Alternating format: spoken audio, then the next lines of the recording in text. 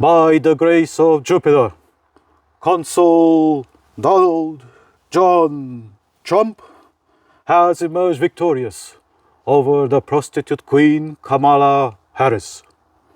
Victory celebrations will be held on Capitol Hill. No neocons, libtards, or unclean groypers may attend. Food will be offered by McDonald's, which uses the finest beef. True American food for true Americans. Ba ba ba ba ba, I'm loving it.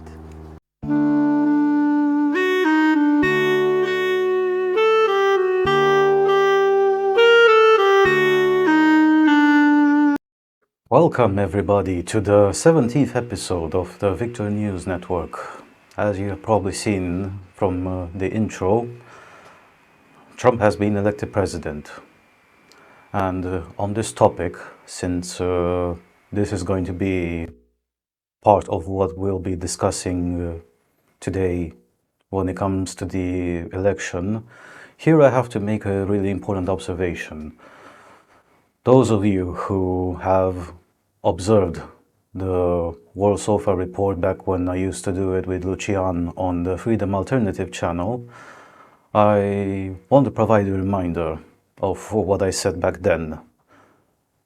And what I want to remind you is that I said in that moment that the election of Biden and all the shenanigans that the Democrats have pulled out will lead to consequences, as we have seen almost 4 years after that.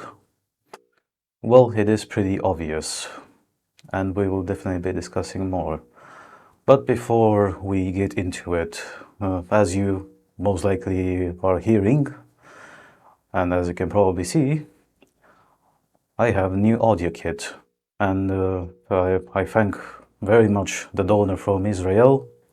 I'm sure that you're watching this and you know who you are. Thank you very much for providing this kit to me.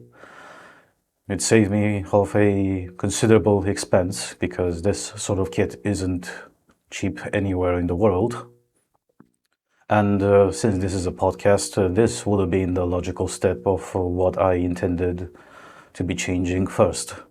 As it has happened, well, the camera got a better upgrade. It's still a phone, but it's a better phone than the one that I used to have.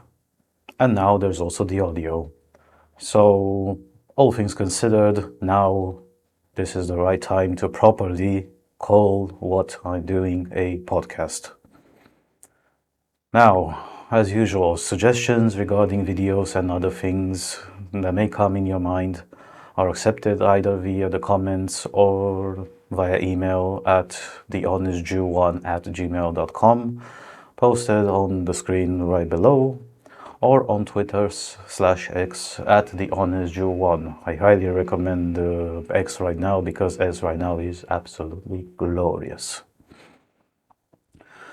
Donations are still on Ko-Fi only, and in the meantime, my preference will be that it will remain on Ko-Fi because the Subscribestar is absolutely god-awful and they haven't gotten back to me. And having an alternative platform doesn't appear to be an advantage in the current situation, as I have verified. There is absolutely no need to make an account for yourself if you want to donate on a one-off basis or on a monthly basis on Ko-Fi. So this is one of the potential headaches that I have considered. That's why I wished to provide opportunities to potential donors. And so far, I'm just going to stick with Ko-Fi as the main and only donation platform.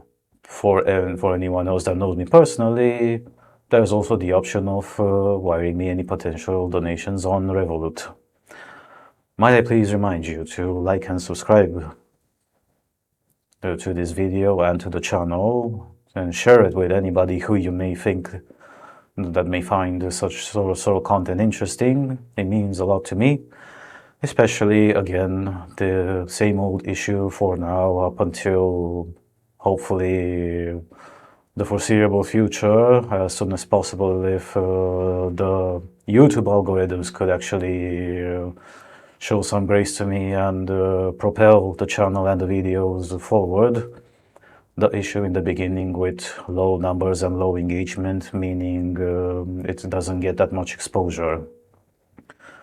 As usual, links and timestamps are in the description.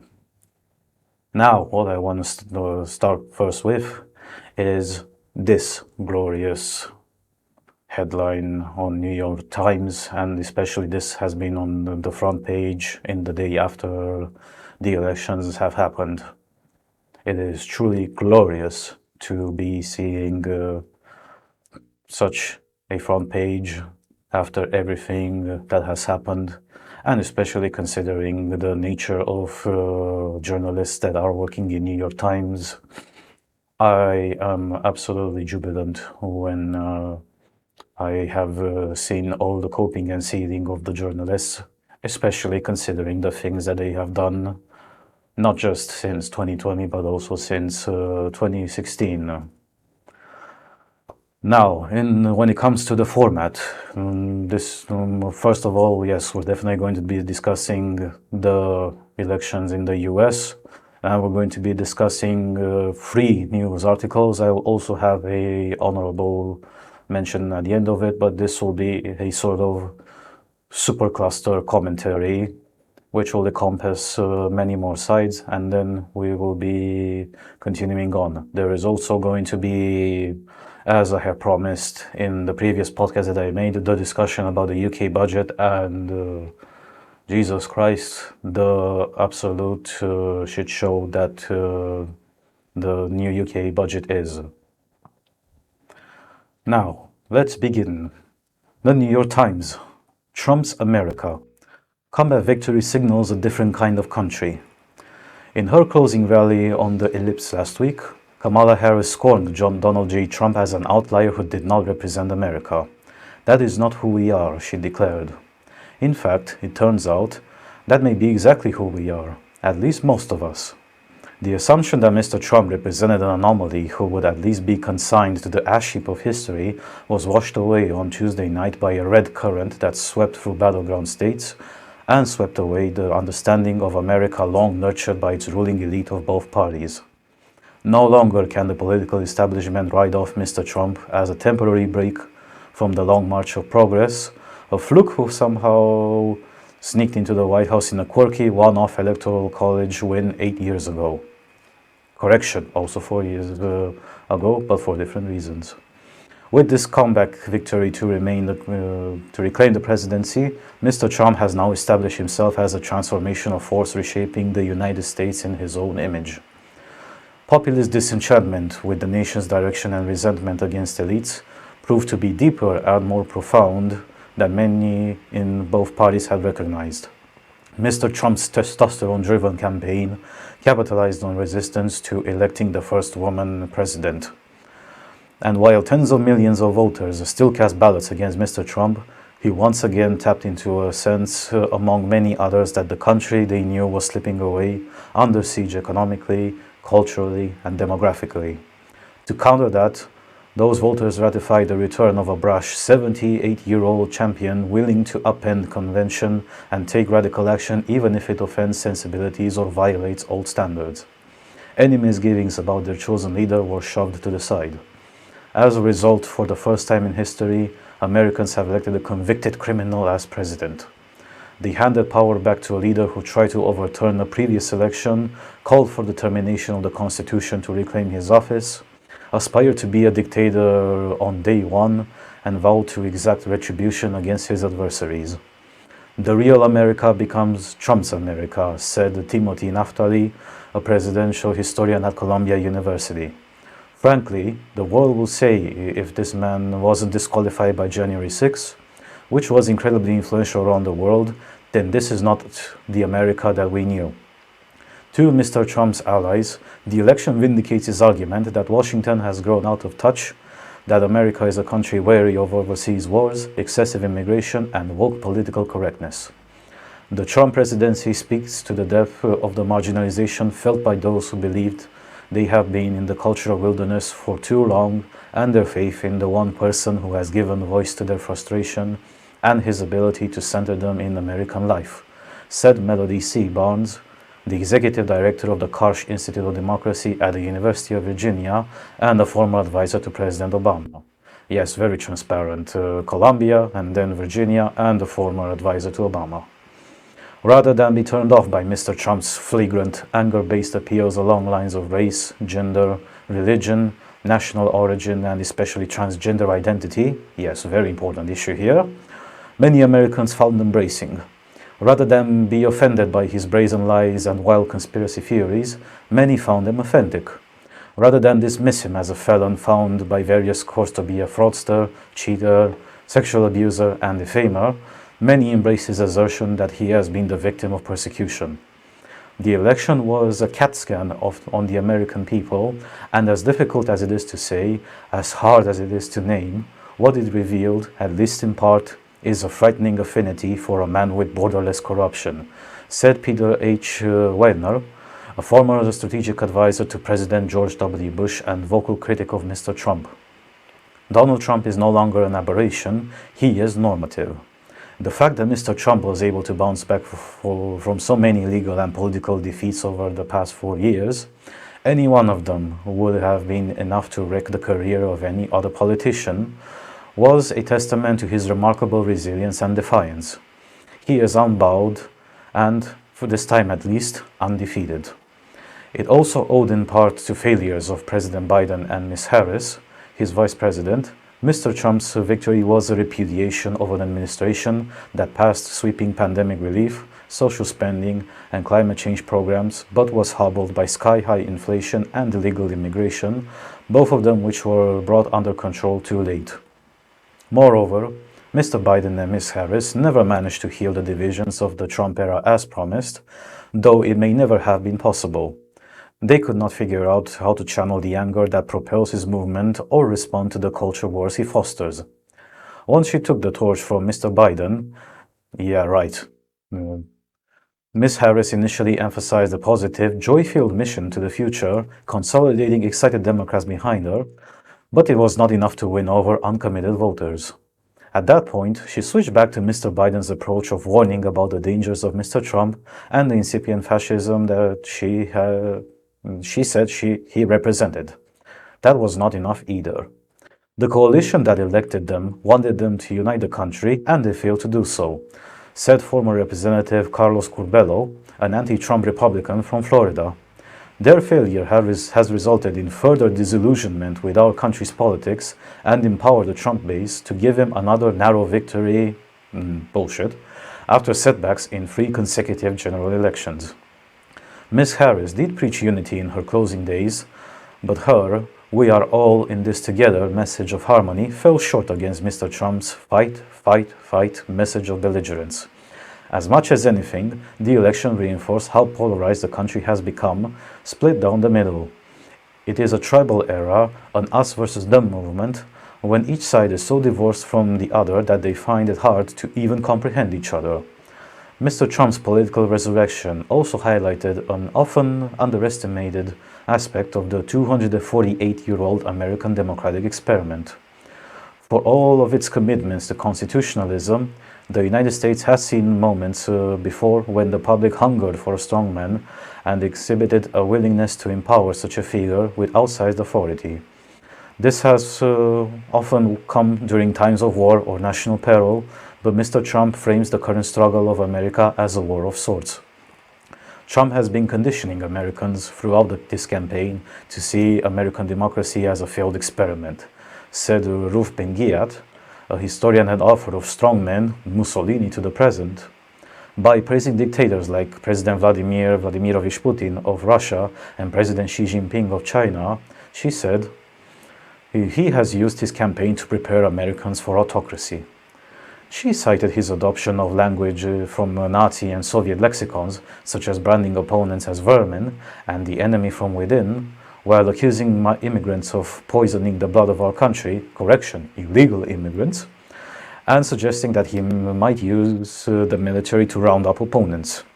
A victory for Trump will mean that this vision of America and the recourse to violence as a means of solving political problems has triumphed, Ms. Benguiat said. Others cautioned against assuming Mr. Trump would follow through on his most outlandish threats.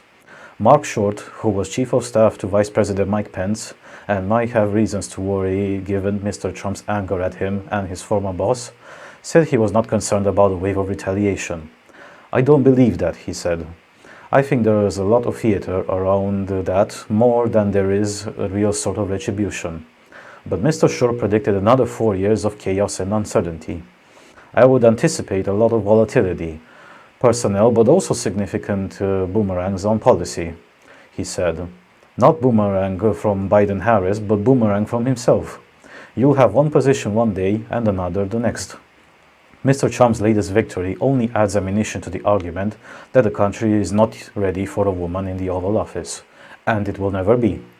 Mr. Trump, a thrice-married admitted adulterer, accused of sexual misconduct by more than 24 women, has for the second time defeated a woman with more experience in public office than he had, which is irrelevant.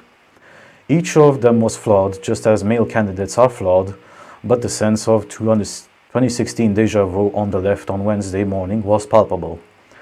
Mr. Trump ran a campaign openly aimed at men, featuring Hulk Hogan ripping off his shirt at the Republican National Convention, Chad move by the way,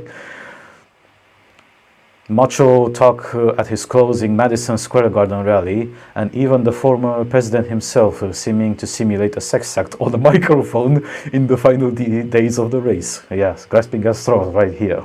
On election day, Mr. Trump's advisor Stephen Miller posted a message on social media saying, "If you know any men who haven't voted, get them to the polls." According to exit polls, a majority of Ms. Harris's supporters were women, while a majority of Mr. Trump's supporters were men. Yet, even though most abortion rights referendums were passing in various states on Tuesday, the issue did not galvanize women in the first presidential race since Roe v. Wade was overturned to the extent that Democrats had expected and Republicans feared. In a sense, Mr. Trump's victory also brings the January 6, 2021 ransacking of the Capitol by a mob of his supporters full circle. The attack, aimed at stopping the finalization of Mr. Biden's 2020 victory, has now been recast from a deadly assault on democracy that discredited Mr. Trump into a patriotic act that will generate pardons promised by the newly re-elected president. "In many ways, this is the last chapter of the January 6 drama," said Mr. Naftali. Many Republicans thought they had managed to thread the needle to avoid pissing off their base while also jettisoning Trump. And it turned out they hadn't. And now they have him back. And if he wins the bet, when he's returned to power, then the final verdict of January 6th is that in modern America, you can cheat the system, and the system isn't strong enough to fight back. The defining struggle going forward will be the war that Mr. Trump says he will now wage against a system that he deems corrupt. Well, correction, it is corrupt, very corrupt. If he follows his campaign promises, he will seek to consolidate more power in the presidency, bring the deep state to heel, and go after treasonous political opponents in both parties and the media. As he does that, he will have legitimacy and experience that he did not have the last time around. He learned from his first term, not so much about policy, but about how to pull the levers of power. And this time, he will have more latitude, a more aligned set of advisors, and possibly both houses of Congress, well, correction, he will have both houses of Congress, as well as a party that even more than 8 years ago answers solely to him. The Trump era, it turns out, was not a 4-year interregnum. Assuming he finishes his new term, it now looks to be a 12-year era that puts him at the center of the political stage as long as Franklin D. Roosevelt or Ronald Reagan were. It is Mr. Trump's America after all. Well, even though generally I will comment on this specific article, in order for you, the audience, to understand just how divorced from reality the Democrats were, we're going to continue with another article which was published by The Guardian, which will provide you a clear insight of absolutely how insane the Democrats were to believe the things that they believed up until the day of the election on the 5th of November. We're going to continue on now with the extra article on from The Guardian. Harris grabs unexpected last-minute lead over Trump in Iowa poll. Again, those polls that were complete horseshit. In shocking result that could reshape the race, ex-president falls 3 points behind in a state he won in 2016 and 2020. A poll in Iowa that has unexpectedly put Kamala Harris ahead of Donald Trump in what was previously expected to be a safe state for the Republicans has sent shockwaves through America's poll watchers. The Seltzer poll carried out for the Des Moines Register newspaper showed Harris ahead of her Republican rival by 3 points. Midwestern Iowa is not one of the 7 battleground states of the 2024 election, which have consisted of the Rust Belt states of Michigan, Wisconsin, and Pennsylvania, and the Sun Belt states of Georgia, North Carolina, Nevada, and Arizona. While political experts and pollsters are very wary of putting too much store in any one single poll, Seltzer is a widely respected polling organization with a good record in Iowa. Well, as we can see, that hasn't proven to be true. If Harris were even competitive in Iowa, which Trump won in both 2016 and 2020, it could radically reshape the race. The Seltzer poll has Harris over Trump 47 to 44% among likely voters. A September poll showed Trump with a 4-point lead over Harris, and the June survey showed him with an 18-point lead over then candidate Joe Biden. It's hard for anybody to say they saw this coming, pollster J. Ann Seltzer, president of Seltzer and Company, told the Register. She has clearly leaped into a leading position. The poll showed that women were driving the lead shift toward Harris in the state. If true and borne out more widely, that would also be significant as the Harris campaign has focused on turning out women amid a broader gender gap with Republican trending male voters. Harris and her campaign have focused on the overturning of federal abortion rights by the conservative-dominated U.S. Supreme Court. The reaction among pundits and pollsters was largely one of shock and surprise, though it was also pointed out that a rival polling group still had Trump leading in Iowa. This is a stunning poll, but Ann Seltzer has a stellar record as any pollster of forecasting election outcomes in her state. Women are powering this surge. Portents of the country, said David Axelrod, a former top aide to Barack Obama. I mean, margins of error exist and polls can be outliers, and I doubt Harris will win Iowa, but Seltzer is an extremely well-regarded and within the margin race in Iowa is not impossible, particularly if the reported late shifts to Harris were real, said Washington Post columnist Philip Bump. Well, both turned out to be right, because that never happened. Seltzer is the highest rated pollster on the national U.S. survey done by polling guru Nate Silver, one of the most closely watched polling experts in the U.S. In the world where Harris wins Iowa, she will probably also cleaning up elsewhere in the Midwest, particularly in Michigan and Wisconsin, in which case she's already almost certain to win the Electoral College, Silver said on his website. Well, again, the pollsters. However, he also cautioned that another survey had been published on Saturday in Iowa that still had Trump ahead. The Emerson poll put the former U.S. president up by 9 points in the state compared to Harris. It is incredibly gutsy to release this poll. It won't put Harris ahead in our forecast because there is also another Iowa poll out today that was good for Trump. But who wouldn't want to play poker against Ann Seltzer, Silver said. That seemed to prevent any premature celebrations on behalf of many Democrats. Celebrate a Seltzer poll for 90 seconds and then get back to work. We have an election to win, said Christopher Hale, a former Democrat congressional candidate in Tennessee. Now, before we continue with the commentary, this time since there is definitely way too much to discuss about this, I have notes outlined, and in these circumstances I will have to refer to the notes since there is, again, way too much to be talking about. But first of all, since we have discussed and since I've been reading just right now that the Guardian article about Kamala apparently winning Iowa, let's just look at the results as they are right now on the 8th of November. So Trump in Iowa won 55.9% of the votes across the whole state, and Kamala got 42.7% of the vote. As a consequence, if we are to do the math, Trump has a lead over Kamala with 13.2% of the votes, and in the current case, 95% of the votes counted are right now in the state. Now, when it comes to observing the election, I only managed to have the energy after a long day to be seeing only when Georgia got flipped.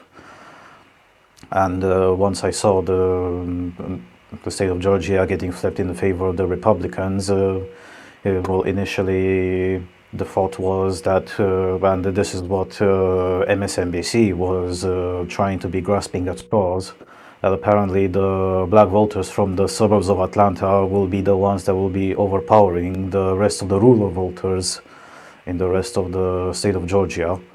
It hasn't proved out to be so, and as we have seen, because Georgia got flipped in the favor of the Republicans, and when one thing led to another, well, my initial prediction was that Trump will be getting about 302 electoral votes. The reality is, again, as of the 8th of November, is that Trump got 312 electoral votes. Currently, as things stand, some elections are still, some voter counts are still not over, but currently the Senate is 52-46 in the favor of the Republicans, predicted to be probably 53, if not 54. For presidential, as I mentioned previously, it's 312 to 226. And currently, for the elections and for the counting of the House, the results are 212 to 200. But Republicans are expected to be getting about 220. So, well, just a kind reminder for the U.S. House, there needs to be a 218, well, they have to be 218 representatives in order to have a majority. So Republicans, as they stand right now, they were going to be standing with a +2 majority. So, referring back to what I said at the beginning of the video, the consequences of what the Democrats did in 2020 came back to bite them in the ass, and they got bitten in the ass long time, because currently, as things stand, yes, it's true that Trump also had, or at least the Trump presidency had both the presidency and the House and the Senate fully Republican in 2017 to 2019. But this time it is happening again, and even if these are the hard facts, the soft facts are that the Republicans, both in the Senate and in the House, they are no longer as neocon and as hostile towards Trump as they used to be back then, meaning that the Republican front is much more unified this time, and the Democrats will be in for quite a nasty surprise when Trump will be taking control of the White House. Surprisingly, and in a really ironic twist of fate, well, Kamala would have to recognize the results of these elections. Well, thankfully, the Democrats did shoot themselves in the foot with this one. They pushed a piece of legislation back in 2022, which also passed, where the vice president no longer has any power to contest the electoral votes of the Electoral College. Currently, the Democrat law states that at least a fifth of the Senate and a fifth of the House would have to contest the results in order to prevent what they apparently thought that a contest of the elections would have happened on January the 6th, 2021. Which proved to be complete bollocks.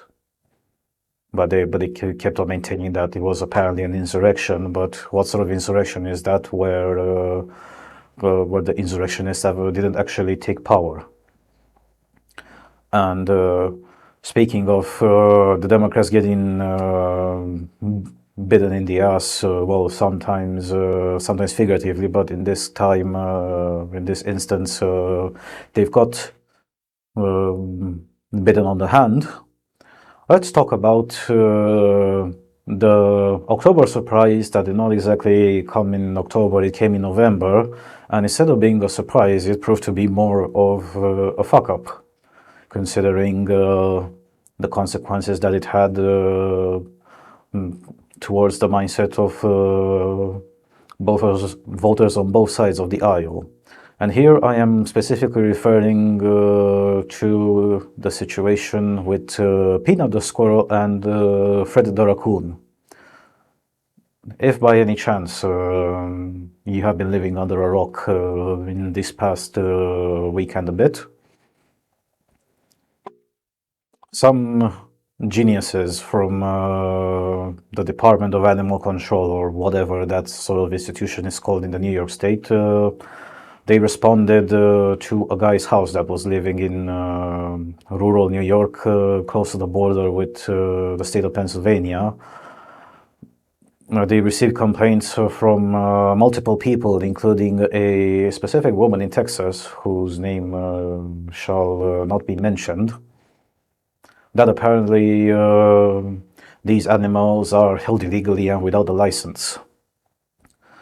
And when these animal inspectors came to the house of that guy, what ended up happening is that they did realize that yes, the man did not have a license to have those two animals, and those two animals, they were orphaned animals. Yes, they are perceived as wild animals, but they've been held there since they were essentially babies.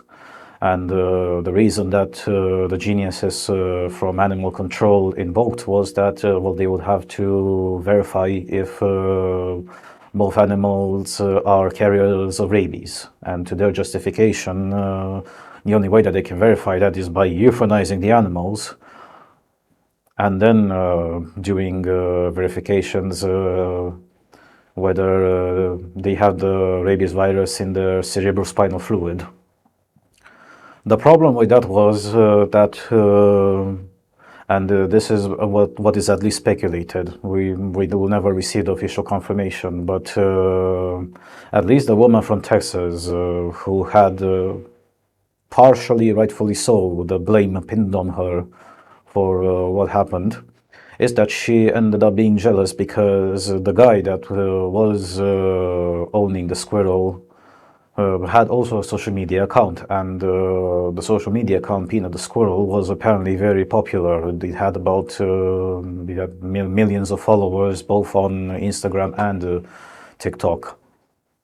And well, the motivation, based on what some observers have seen, is that said woman from Texas reported the guy and his squirrel at the Department of Animal Control because the Peanut the Squirrel had more followers on social media than she did, which is, well, I'm not going to give my own opinion about this because it's, well, as you can tell, this is absolutely petty and a very moronic reason, but things are the way they are right now. What ended up happening, because Peanut the Squirrel and Fred the Raccoon got euthanized, but particularly Peanut the Squirrel was the more egregious event. It pissed a lot of people off, and as a consequence, in the electoral votes, the Republicans managed to flip a House seat in the New York State, which should have been a solid Democrat win, turned out to be a Democrat loss and a Republican win in the end. Overall, moving on with the results of the election overall, the results of this election are the result of measures of reinforcing the electoral process in states to prevent the frauds that happened in 2020. And before some of you maybe starting to have a go at me in the comments about, well, what fraud exactly happened in 2020, especially if you're new to this channel or if you're by any chance still in your normie phase. Well, when we remember that Biden got at that point about, what was it, 83 or 85 or actually 87 million votes all across the country. This is also another thing worth mentioning. Trump also won the popular vote this time.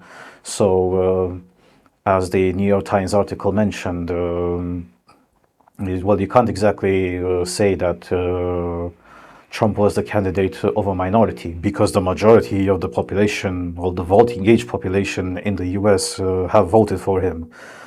And as a consequence, now the Democrats cannot complain that, oh yeah, well, the electoral college system is so unfair because it doesn't exactly show what the people actually want.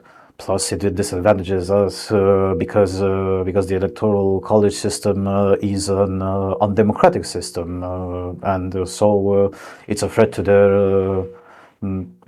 the democracy as a practice. When in reality, as you can probably know, this was intentional to do so, because the founding fathers of the US, well, the vast majority of them were pretty smart people. And not just pretty smart people, but also pretty well-educated people. And here I'm talking about our classical education, not the diploma printing institutions of today. And most of them were very conscious of what systems they imposed when they declared their independence from the British Crown back in 1776. And so they looked into the future with the power of the century. That's why the US is not a democracy, and it will never be a democracy. It's a constitutional republic, and it's supposed to be so. And let's be honest, the system has been reformed compared to how it used to be back then. And here I'm not talking about universal suffrage. Here I'm also talking about the fact that generally, take for example the Senate seats. The Senate seats were initially, for a long time, up until probably the 1950s or 1960s, if I remember correctly, they were appointees of the state. They weren't. The Senate positions were never, or in very rare cases, voted positions like they are right now. The voted positions tended to be the president for the entire federal state, and then the representatives in the House. That was it. The Senate wasn't. In continuation to this, speaking of what's the fraud exactly happened in 2020?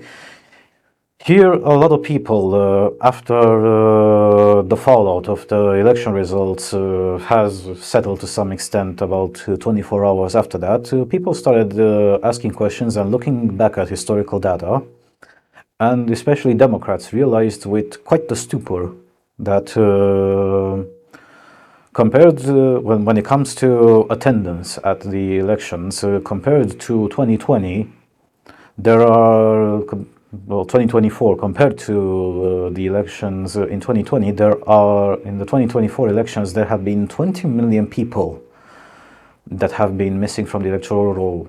People, and here I'm talking about people that did vote in 2020, which didn't vote in 2024.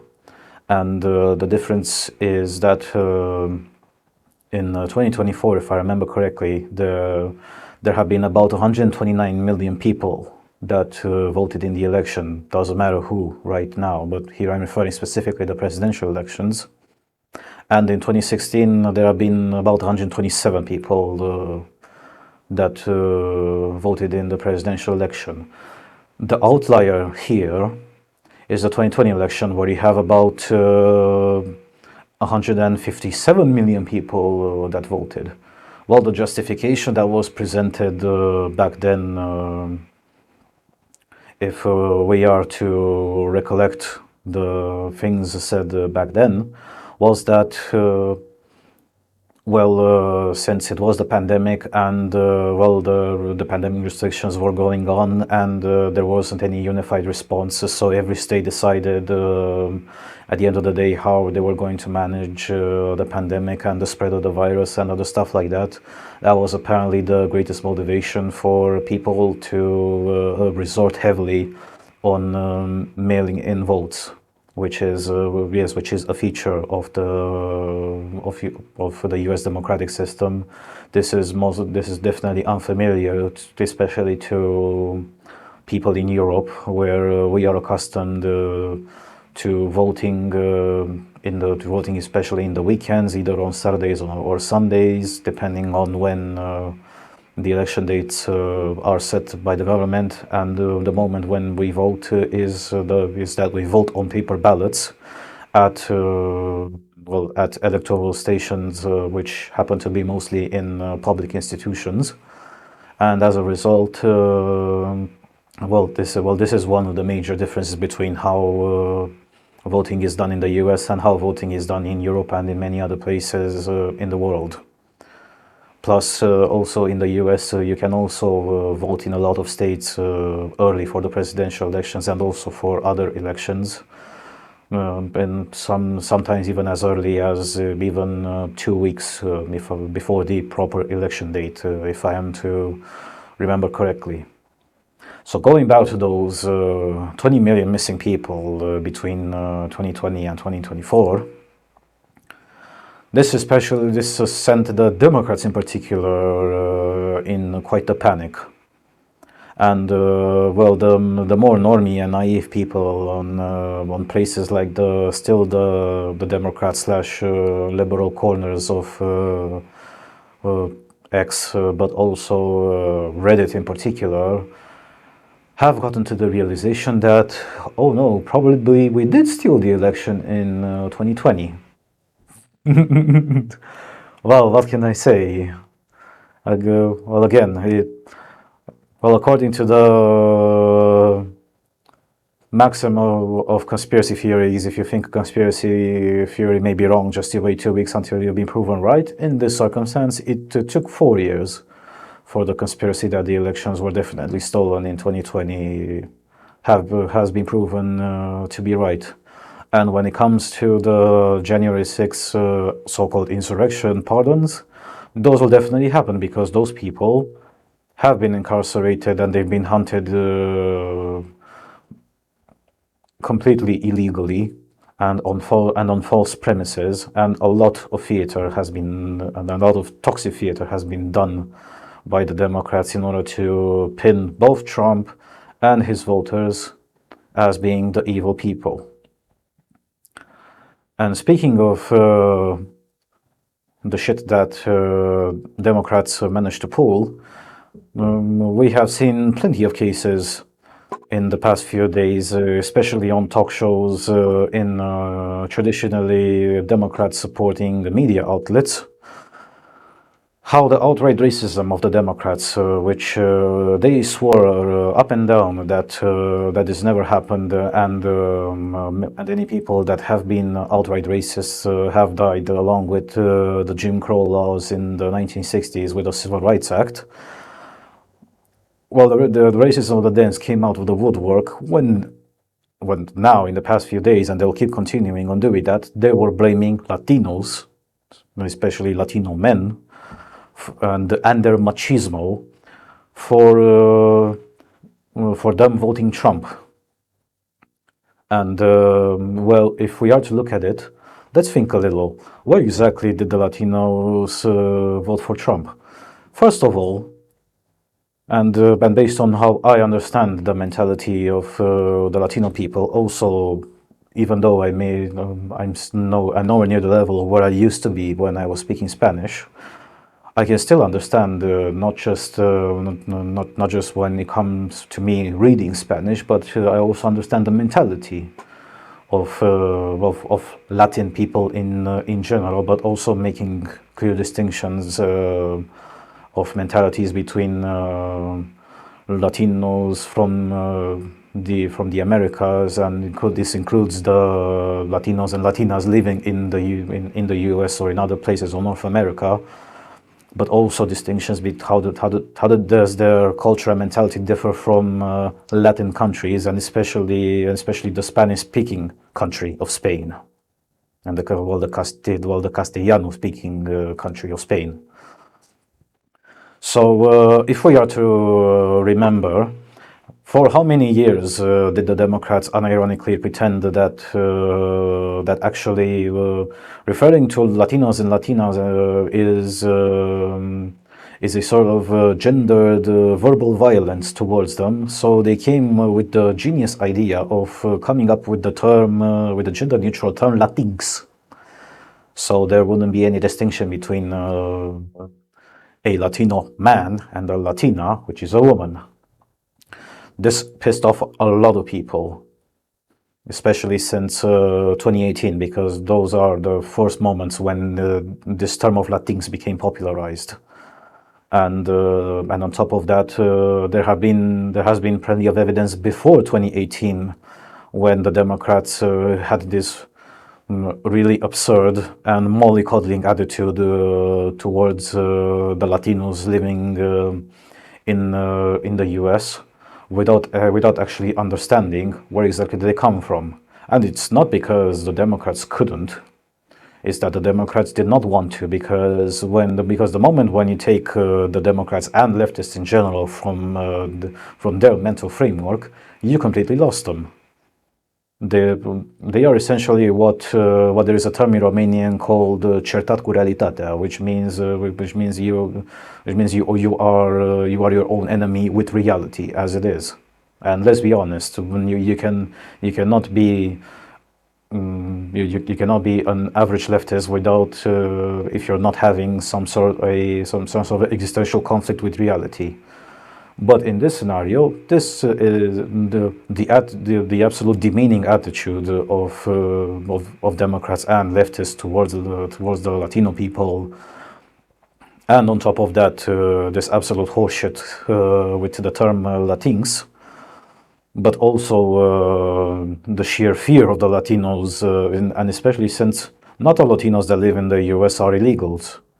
In fact, there are quite a bunch of them who live legally in the U.S., but also even a lot of the illegals in the U.S. Why do you think that they moved to the U.S. and why do you think they risked to move to the U.S.? Especially since, even if the U.S. southern border with Mexico is pretty porous, it's still a very dangerous place that you have to cross through, and the main reason is because of the cartels, and the cartels are the main danger south of the border, and then north of the border you have all the regional guards and the paramilitaries and the U.S. Army at the same time, especially if by any chance you have the genius idea of trying to cross over into the U.S. Through the train of death that starts from the south of Mexico and goes all the way towards California via Arizona. That's a pretty dangerous ordeal, and so why do you think that a lot of people risk to do that? Some people have been definitely running from penal consequences from their own countries for the bad things that they have done there. But there are also at the same time a bunch of people that have moved into the US because the US is the country that it is. It's the country of opportunities, and it's the country where if you are a smart enough worker and if you have the sufficient determination, you can make it in that country. Truth be told, not as easy as it used to be several decades ago, but it's still a country of opportunity. The best evidence to this currently is the one that owns Twitter right now, Elon Musk. Even if he started from a privileged position, that privileged position would have been nothing if he didn't have the drive and the determination and also the physical and mental horsepower in order to succeed the things that he did. And that's why, whether you may or may not like Elon Musk for whatever reason, he is currently the golden standard of success that a person can reach as a person that lives in the US. But when Democrats and leftists have begun for quite a while to be changing the system in the US and also impoverishing the people and also over-regulating entire industries out of existence, see, for example, the EPA, well, what exactly did you expect? Well, no, those people have seen the writing on the wall. Cubans, in particular, are the most accustomed to this. Why do you think the vast majority of Cubans ran away, mostly illegally, to Florida and settled in places like Miami-Dade County? It's because they ran away from communism, who tends to have and where the Democrats and the leftists tend to have a lot of similarities when it comes to policy and procedures and propaganda, to the communists that they ran away from in Cuba. Especially here I'm talking about the Castro regime, which by the way, it's going excellently these days. They've already had electricity cuts because the sole power plant that has been remaining in that country has begun having some significant failures, and there is no sign on the horizon that that said problem may be solved anytime soon. I'm just saying. But this is also the same thing that other Latinos have been observing. One of the exceptions we could speak are Puerto Ricans, but Puerto Ricans already come from unincorporated US territory, but they are a different story. The rest of the Latinos are more similar to the Cubans than they are to the Puerto Ricans. And even the Puerto Ricans, not all of them are bracing the love for Democrats or the love for leftism by default, these such results can be seen pretty clearly if you open the map to 70 to win, and you look on how Puerto Rican dominated counties voted. They did overall the counties did vote for Kamala, but if you look at the proportions, well, Kamala didn't exactly win by quite a large margin. Nowhere near the level where the Democrats believed they would. And so this is one thing that pisses Latino people, and that's why the majority vote, especially Latino men, voted for Trump. Continuing on with this discussion, speaking of the minorities that supported, each side of the aisle, let's have a look at the demographics that voted for Kamala, those that voted in the great majority. In great majority, here we have the top three demographics that voted against Trump: Black women, 91%. Jewish women, 88%. And then you have LGBTQ plus people that voted 86%. Then you have unmarried women that voted in favor of Kamala at a rate of 71%. I'll let you draw the conclusions yourself, since, I still have to take care of my channel, and since I am on YouTube, I don't want to get into any hot water, don't want exactly drown at the very beginning or get shut down by the algorithm or by whatever nincompoops may be harbored in the YouTube headquarters censoring content. But I presented you the data. You're pretty smart enough to get to the conclusion yourselves. Well, but here the only thing that I will have to say is when you as a movement are so morally bankrupt that you are no longer appealing to at least a slim majority of the population, and you focus and not just focus, you, like in poker, you go all in into garnering the support of minorities, and especially minorities which are not demographically significant or as demographically significant as you believe, Well, what exactly do you expect? Let's just remember what percentage of population are black women.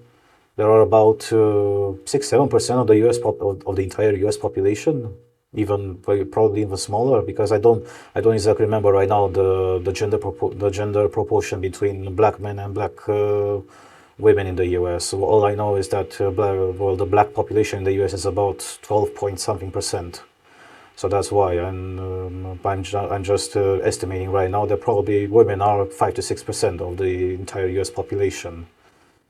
Then you have Jewish women, which are an even smaller demographic. Jews are, if I remember, something like 1.8% of the population or 2% or something like that. And then you have LGBTQ plus people. Well, sure, the LGBTQ plus people may be more numerous now than they used to be, but then the vast majority of people that identify themselves as LGBTQ plus right now, they're not of voting age. They still tend to be minors below the voting age. So that didn't exactly help you. Plus, this is also on artificially manufactured demographic, if we are to be sincere about the LGBTQ plus, because let's be honest here,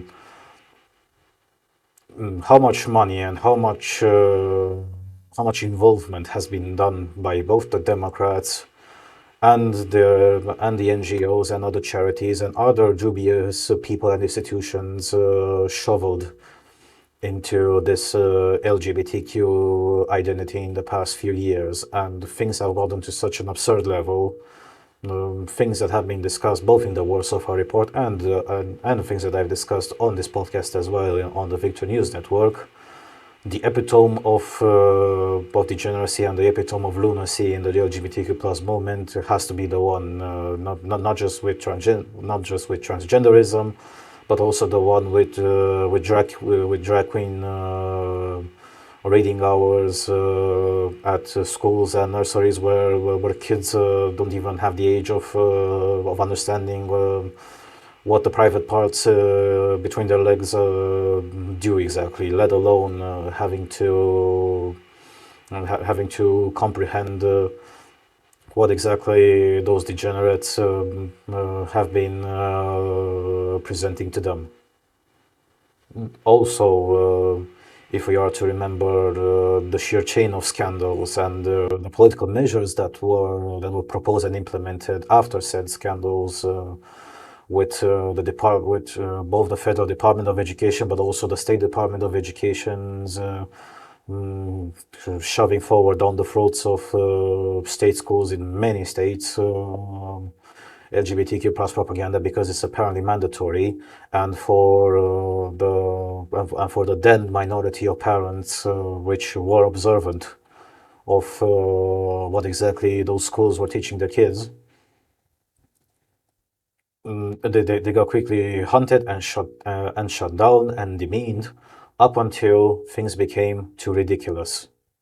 And when those parents were essentially saved by Republican operatives in order to counteract such movements and in order to involve the people more at the local governance level, well, in quite a lot of cases, it has been proven successful.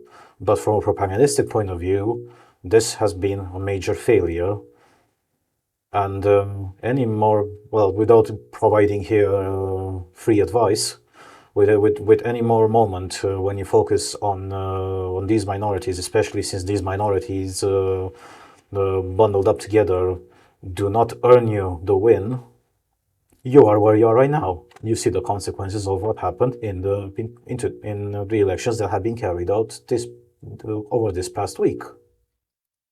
In continuation, well, what exactly is going to happen after Trump will be instated, ironically, by Kamala Harris herself as a president? Well, Trump in 2024 is no longer what Trump was in 2016. And if by any chance you watched or listened to Joe Rogan's podcast when Donald Trump was there, Donald Trump did outline this thing that when he occupied the White House after his inauguration, he admitted that that him being a businessman and him not only coming from New York State and from the business environment of New York State straight into DC, which as DC is pretty much the federal capital of the U.S. or the capital of the federal government. It's a different beast that functions in a completely different manner, and it was a completely unfamiliar manner, as admitted by Trump.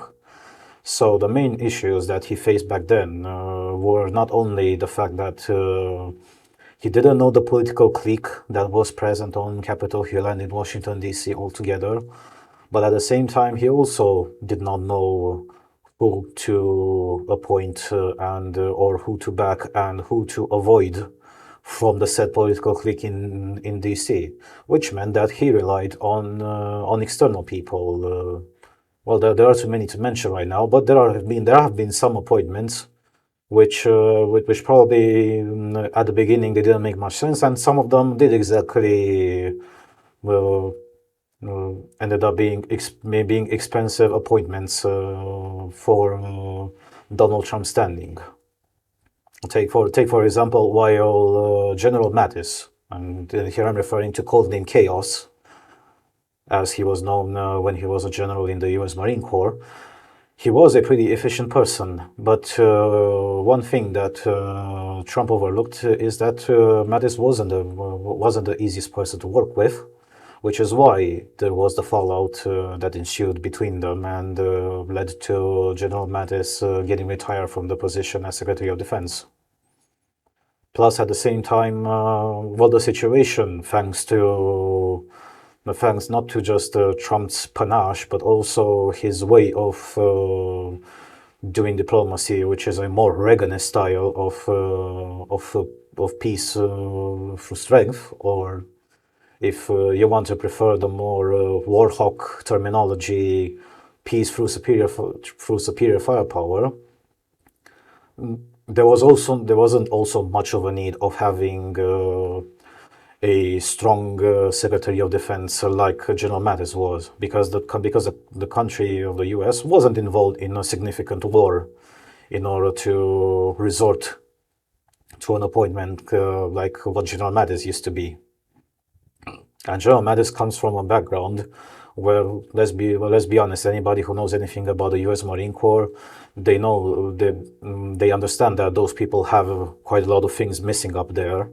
But that's also part the training regime, but also part being the mentality. That's why the U.S. Marine Corps is feared across the entire planet, and very few other branches of the military or other parts of other militaries in the world end up getting feared at a similar level to how the U.S. Marine Corps is perceived, especially by the potential enemies of the U.S. Not even the Spetsnaz compares. The only people that I remember right now that are comparable are the French Foreign Legion, and we know the level that those people train and are about.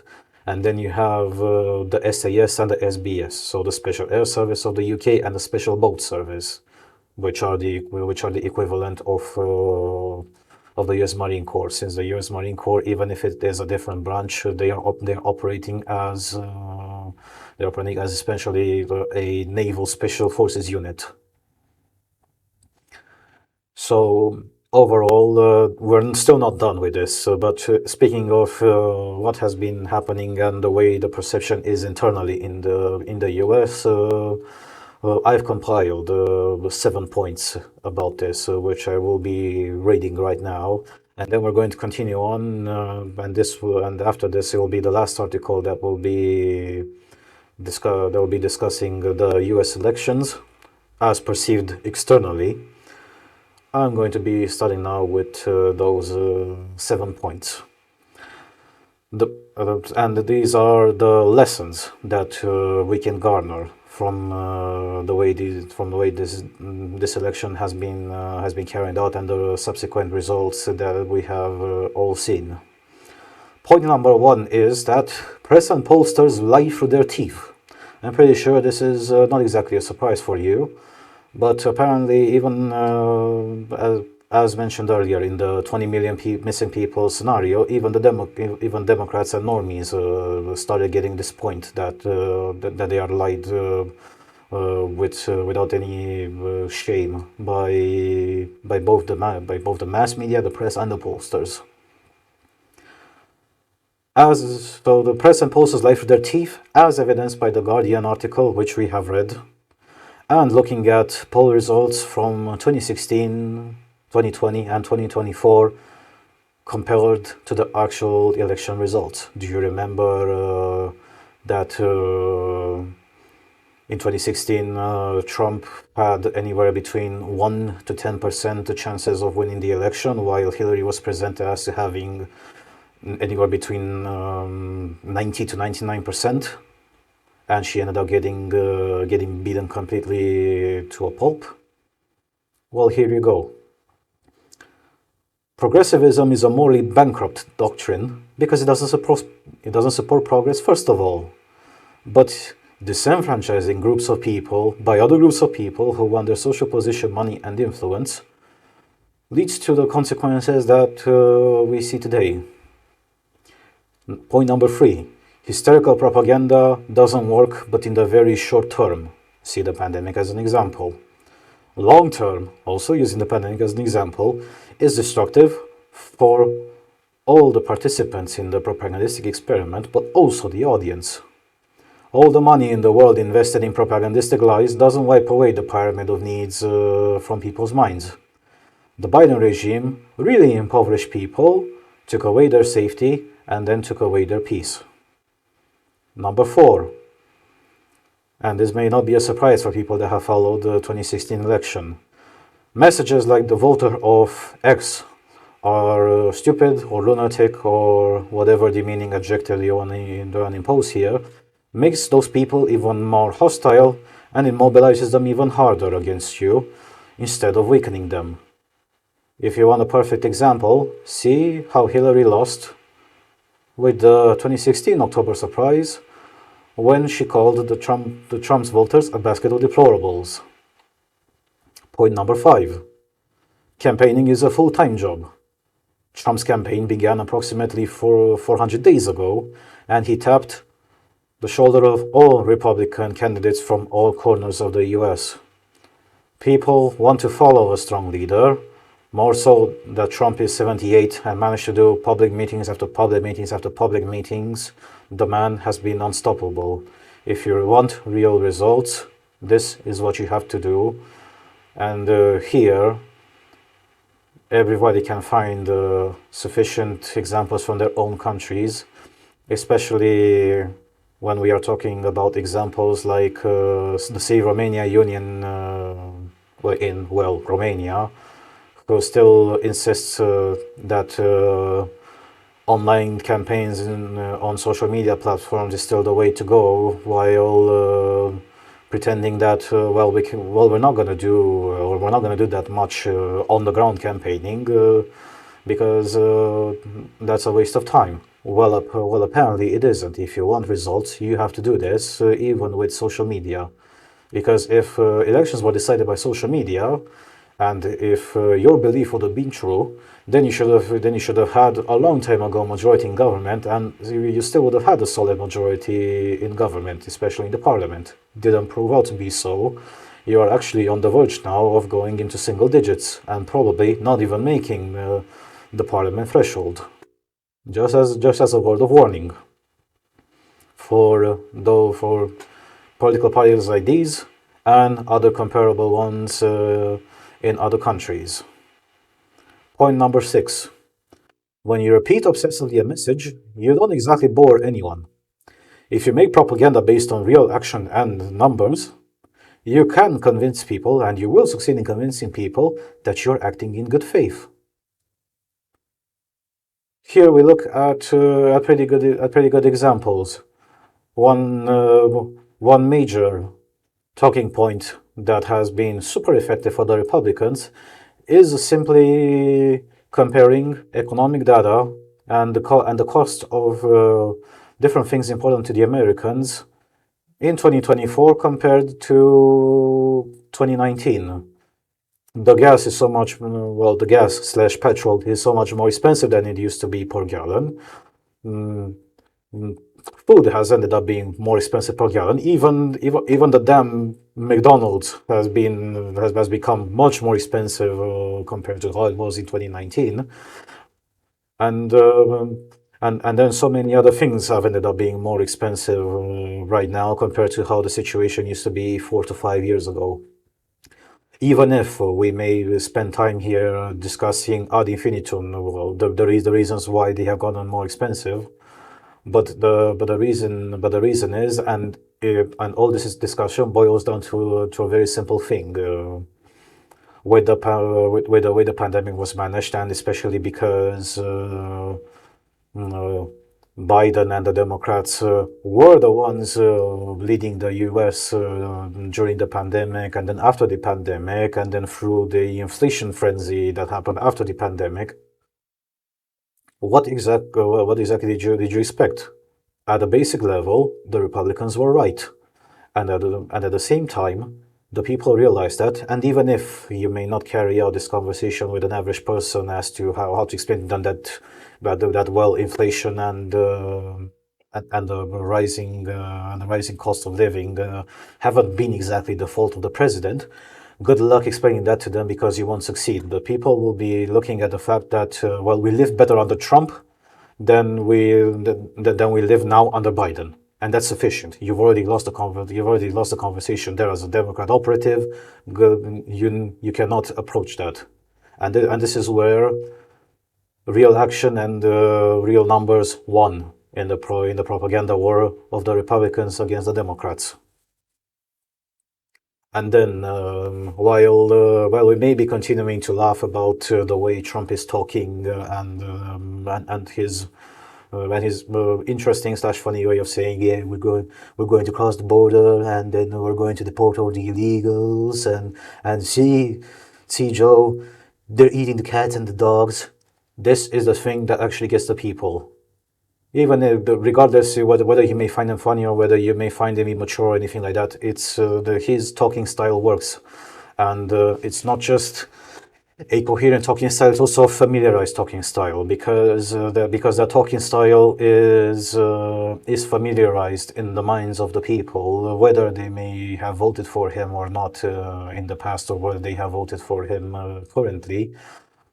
They identify that voice with certain sentiments and with certain moments from their past lives.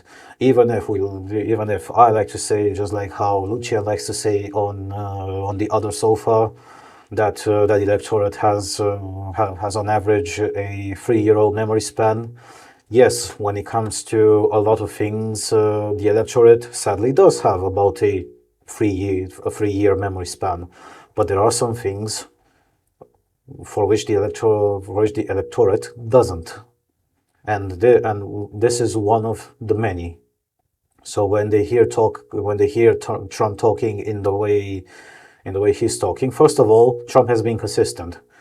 He isn't exactly a different person who talks differently or who has different talking points compared to what he had in 2016 or in 2020. And this breeds a sense of familiarity, which is again very advantageous for him, particularly related to point number one, but also the next point that I will be making. The point number 8. Yes, I did say that there were 7, but there are actually 8. Apologies for that.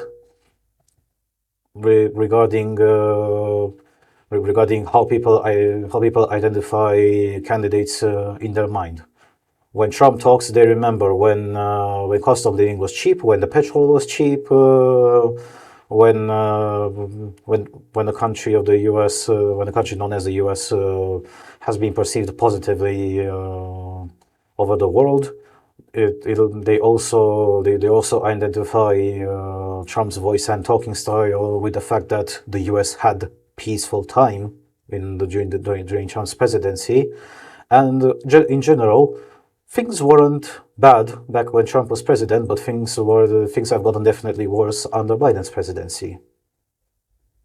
Even if, yes, one of the so-called legit arguments that were used in 2020 to explain why Trump lost is that in the mentality of the Americans don't like mean people. That's why everybody who has been to the U.S. and who has met Americans has seen this sort of fake friendship in the Americans, because the Americans for quite a long while have built this persona, which is exactly one of fake friendship, and then subsequent generations, especially the boomers, have been the generations of, oh no, you cannot say that.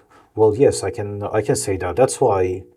And if any Dutch person or people or a person that has been living or lives in the Netherlands and also has American acquaintances and discussed about the cultural shock of Americans in the Netherlands, they can definitely attest to this. When Americans are confronted with a person or a people which in their ways of communication they are very direct, they get very upset. They get very upset because they've been accustomed their whole lives and for quite a few generations with this fake friendship.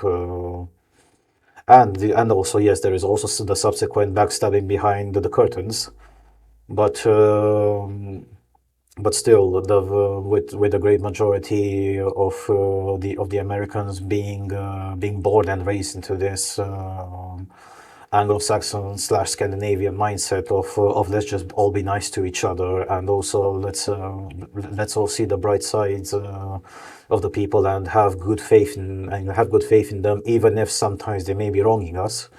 Well, the mentality in itself isn't wrong.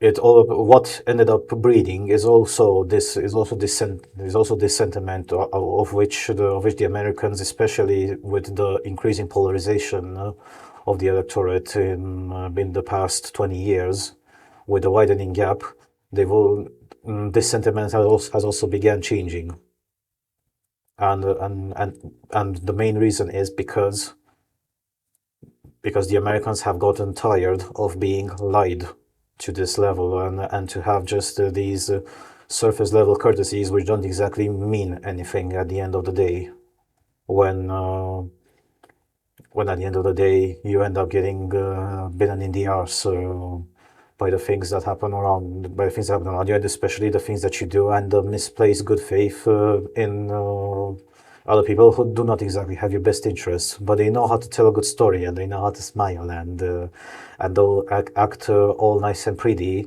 and right behind your back they talk you down and backstab you. Point number 8, and the most important one, is that the era of political solutions is over.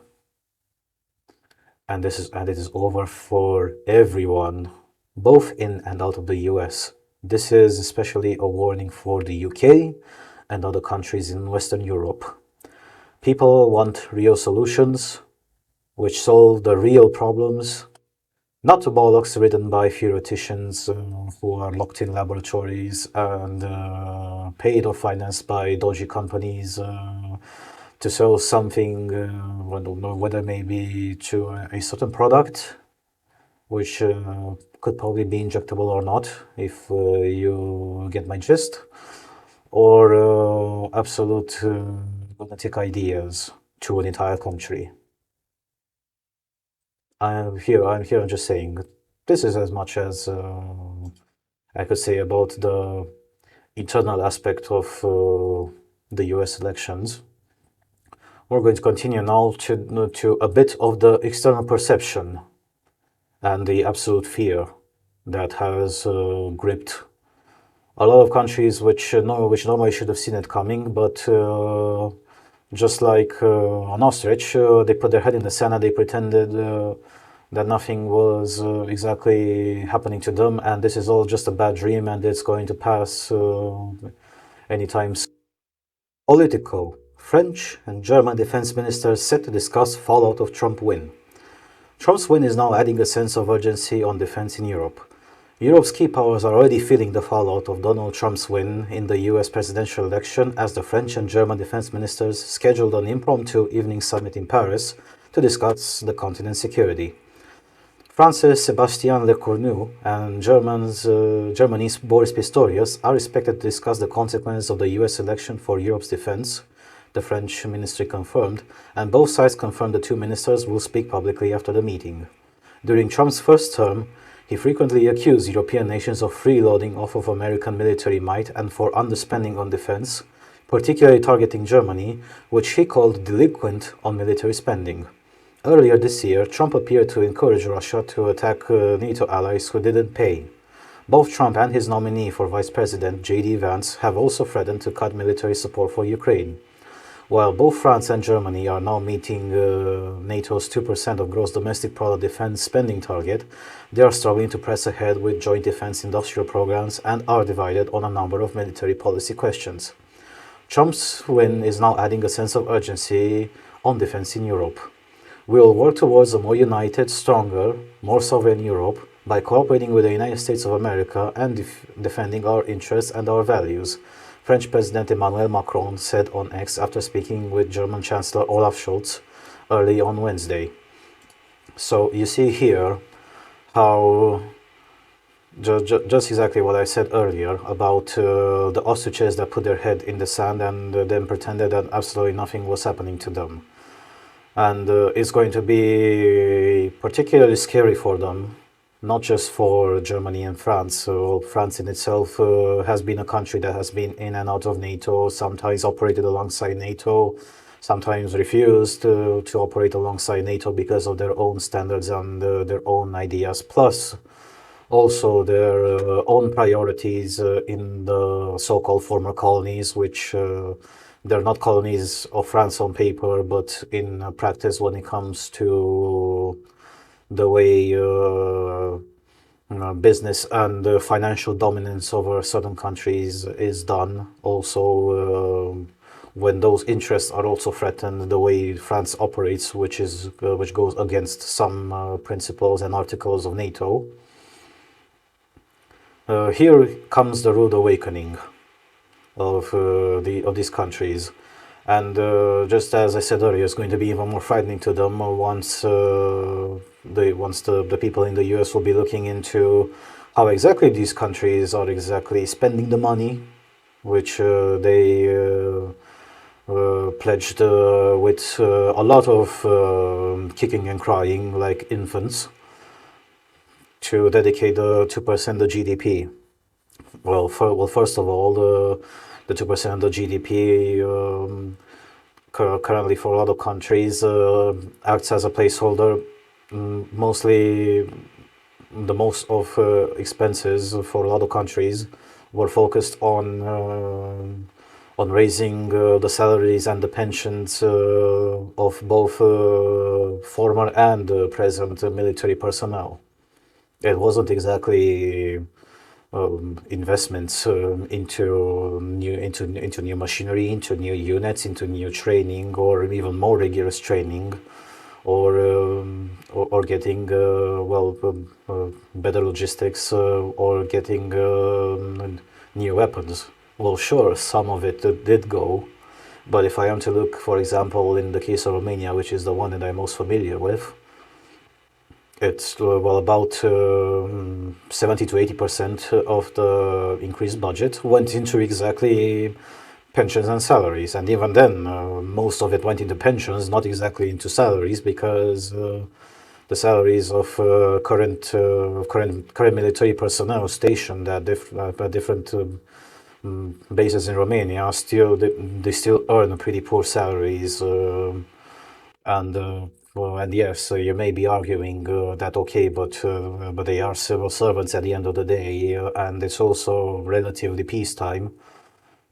But yes, it is peacetime up until it's no longer peacetime, and it's going to be peacetime up until you end up getting your land and and your airspace threatened. And then what are you going to do?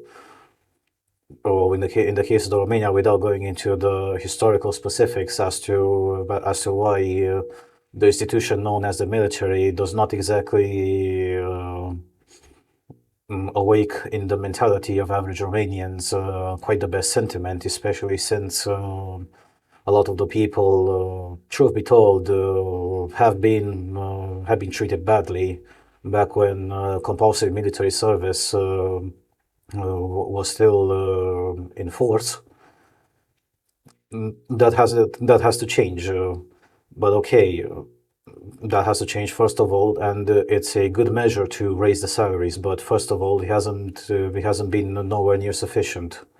Not at the level where a simple conversation, smoking a cigarette with somebody from military police or an outright operative of machinery at a military base will be discussing with you quite sensitive details about how the situation is in reality, and these things are ignored.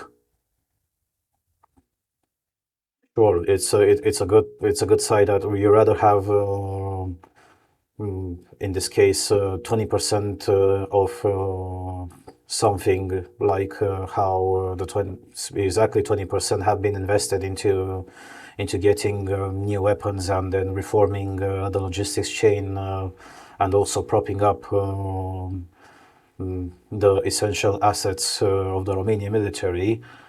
It's still better and a good step forward rather than having 100% of nothing, just like how the situation used to be up until let's say 2018 when the calls not just to rearm but to also invest heavily in all sorts of military assets, whether may be land, air, or naval, have been done. And truth be told, when it comes to air assets, a good part of the investments went there. But also because investing in air assets, particularly when you are a NATO country and your list of potential companies that you can buy from is pretty slim, and they also happen to be in at the market level some of the most expensive when it comes to overall costs. And here I'm referring specifically to you're either obligated to purchase from European manufacturers, which tend to be the most expensive, or you're buying from the Americans, which are exactly the second tier when it comes to costs. Not to mention all the subsequent consequences of that. When you buy from the Europeans or from the Americans, you don't buy just, for example, the F-16 planes, but you buy into the entire supply chain, which you are inevitably tied to. And when you're a country the size of Romania, or let's just use another example of a country which is almost twice the size population-wise compared to Romania, Poland. Here, these countries are in a position where they are not small enough to ignore such investments and ignore the benefits of ownership of such assets. But at the same time, they're not big enough in order to kickstart domestic development of their own platforms, or at least some sort of coalition in development of military assets.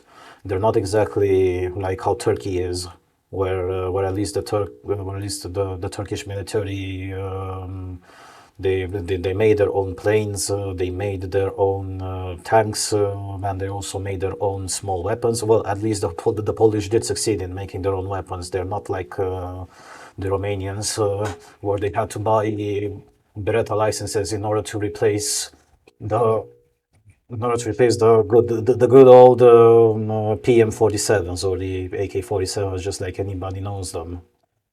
But at the same time, well, we got to remember that the aforementioned cases, Poland and Romania, are still two different countries, which again still have two different policies, which also have two quite different ways that that their economies developed, and so far it's been a blessing for both countries that the war in Ukraine began, because all the manufacturing, especially the manufacturing of ammunition and the small weapons, has been carried out, which in the end still earns quite immense sums of money that hopefully will be reinvested back into the military industry, but also back into the militaries of both countries. But they're not uniform countries, or these countries are not an alliance, or they're not a unitary country like Turkey is, in order to have all the assets and all the finances pulled into one single pot, which you can then dedicate those assets into your own military industry. Well, Poland is partially there, but Romania is still far ahead. And also, in the case of Romania, it's still the discussion about how much exactly money is circulating, and then how many exports are exactly happening. Since, well, by the nature of the business, they're not going to be doing public disclosures anytime soon, considering who exactly is breathing down the neck of the entire part of Eastern Europe. That's going to be outright suicide. Those informations should not yet be public, and hopefully will never be public. Here, without any choices or alternatives, we'll have to believe that the earnings of the military industry companies will be reinvested back into first changing the technologies, and then at some point into domestic research and development, or at least a sort of a concerted research and development, in order to prop up the militaries to the level where they should be, considering the threats that not just what these countries are facing, but the entirety of Europe.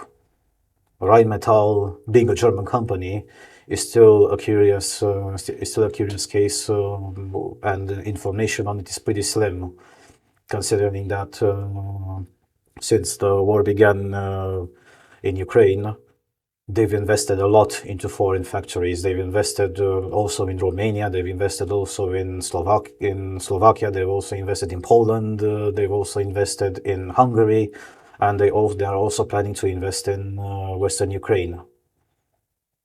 And that is the more curious case, which definitely would be very interesting to be doing some documentation on, as to how exactly that conglomerate managed to expand so fast, and how exactly the German government, which we know what sort of government Germany's government is, doesn't exactly pester or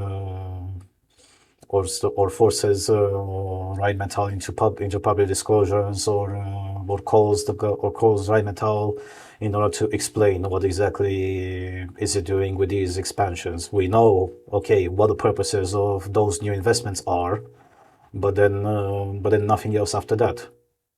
We know that all of the tanks which are rendered inoperative, especially the Leopard 2 tanks from the Ukraine's front lines, are being sent back to Poland in order to be repaired. Those that can be salvaged and those that can be repaired, and then sent back to the front lines. But those are a bit too many factories, and even if with sufficient supply chain knowledge, we understand that building tanks and then building weaponry is by no means a simple supply chain. It's okay, not as complicated as, say, for example, semiconductors, but it's also not simple either, because you still need a lot of machinery in place, and also building a tank is not like building a microprocessor, but a tank weighs several tens of tons. You need a lot of You need a lot of materials in order to manufacture a tank from the ground up, or any sort of heavy military machinery for that matter. But at least this what the Trump's election managed to scare the people that, let's remember, first of all pretended that this isn't happening, and then they began laughing at him when he started on the election campaign in 2016.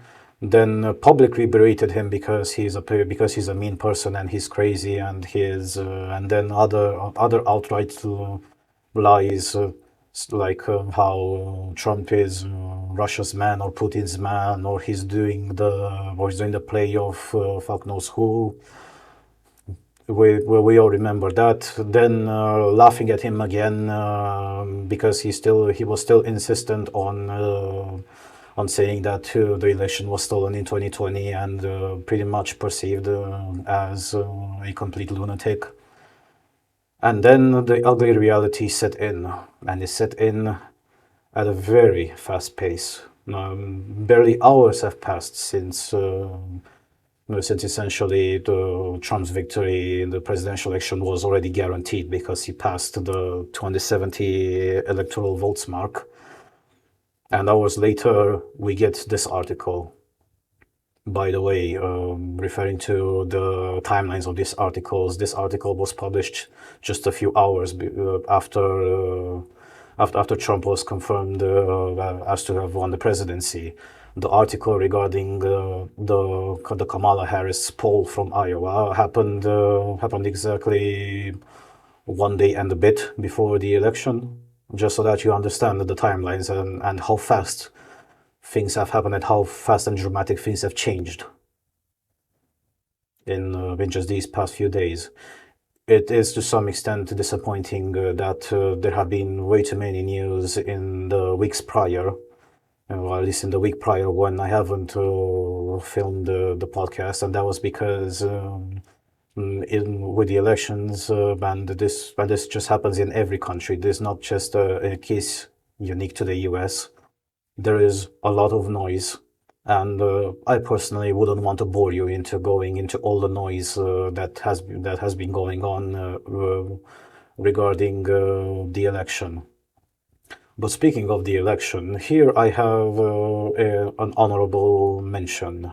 This guy has been a long time Republican operative, but his success, especially into mobilizing the right people in the right places, I just want to tip my hat to Scott Pressler, which succeeded in 2016 in rallying the so-called LGBTQs, which happened to be just LGBT back then. Well, without the T part. So here I'm talking the sexual minorities into voting for Trump.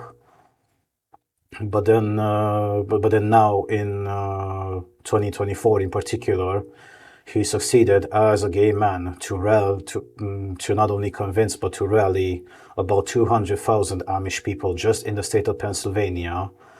And the success of Pennsylvania getting flipped in the favor of the Republicans is pretty much the crowning jewel of his success over this campaign. He's an amazing guy with an amazing performance, and a crowning example when it comes to political operatives into being absolutely relentless and taking to heart exactly what Trump understood very clearly from day one when he endeavored into getting elected as a president before 2016. Never stop campaigning. He didn't stop campaigning after Trump won. He didn't stop campaigning after the election was stolen in 2020. He didn't stop campaigning even to the moment when Trump got elected, and he'll definitely not stop campaigning even after Trump is reinstated back in the White House. Again, hats off to him. He's an amazing example, which is worth looking into, and I personally congratulate him for the resounding success of his actions. And he stands as an example to the rest of us all interested in politics, and especially those who are interested into making this world a better place. Continuing on and sticking to Germany, let's be talking about what exactly has happened in German politics because, the traffic light coalition apparently isn't working. And Germany being Germany. Swiss info. German coalition holds crisis talks in bid to stave off collapse. The three parties that have governed Germany in an increasingly fractious coalition for the past 3 years met on Wednesday evening for a last-ditch effort to agree a new economic consensus that could avert the collapse of the government. Relations between Chancellor Olaf Scholz's Social Democrats, SPD, the Greens and the neoliberal Free Democrats, FDP, have plumbed new depths over the past week as they clashed over differing visions on how to reboot a flagging economy.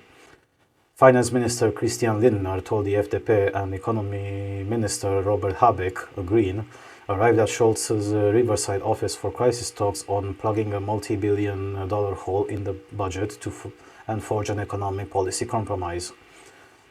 The talks could last deep into the night. If they fail, the coalition could collapse, plunging Europe's largest economy into an uncertainty just as Donald Trump prepares to return to the White House following his victory in Tuesday's election. Everything is on the table, SPD General Secretary Matthias Mirsch told Reuters. Everyone knows what's at stake, and that's why I'm really expecting today to be the day of decision. The return of Trump, whose isolationist and America First policies are widely seen as a threat to Europe's economy and security, only heightens the need for a decisive German government, officials said. The only consequence of this US election result must be that Germany cannot be absent from Europe, Habeck said. Germany is now facing its second consecutive year of economic contraction and a crisis in its business model after the end of cheap Russian gas and amid increasing competition from China. Germany was a frequent target of Trump's ire during his 2017-2021 term as a president due to its trade surplus with the United States and low defense spending. Officials said that they have made progress in bridging their differences, but no document has been agreed. The FDP wants to lighten the tax and regulation burden for German businesses and to soften climate targets. Their more left-wing partners want the state to help companies restructure, while the climate protection agenda is especially important to the Greens. Germany's main opposition, Conservatives, who opinion polls suggest would comfortably win any election held now, are demanding fresh elections, saying this is the way of achieving the stability needed to engage with Trump. A coalition collapse could leave Scholz heading a minority government, relying on ad hoc parliamentary majorities to govern, or else trigger an early election, which surveys suggest it will be disastrous for all three coalition parties. The SPD and the Greens are polling well below their scores in the 2021 election, while the FDP could be ejected from parliament altogether.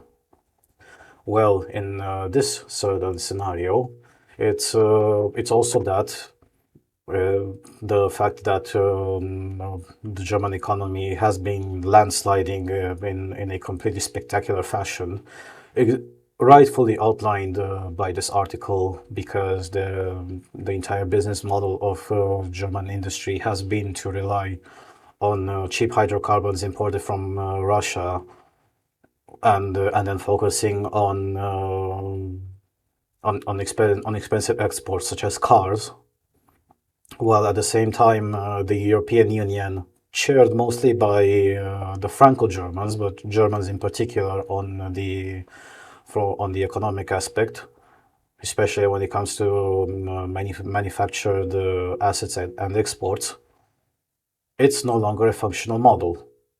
And the increasing competition from China, and that's why the EU has been so panicked into trying to push forward import duties on Chinese electric cars, while by themselves being a good thing because with China being the way it is, I mean here the People's Republic of China, it would be something that would even the playing field, because I've discussed here several times how exactly is manufacturing done in China, environmental regulations, aren't worth their weight on the piece of paper that they're written on. But also here we got to talk about where exactly does the fault stand when it comes to how Germany and the European Union has been operating things for such a while. They did rely on this model. Take, for example, and I mentioned this one at least once in the past.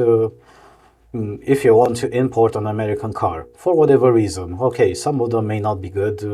I've had this sort of conversation with some people watching this podcast several times in the past. Some cars may not be good. Some cars are fundamentally flawed from an engineering and manufacturing point of view. But here, let's talk about the principle part.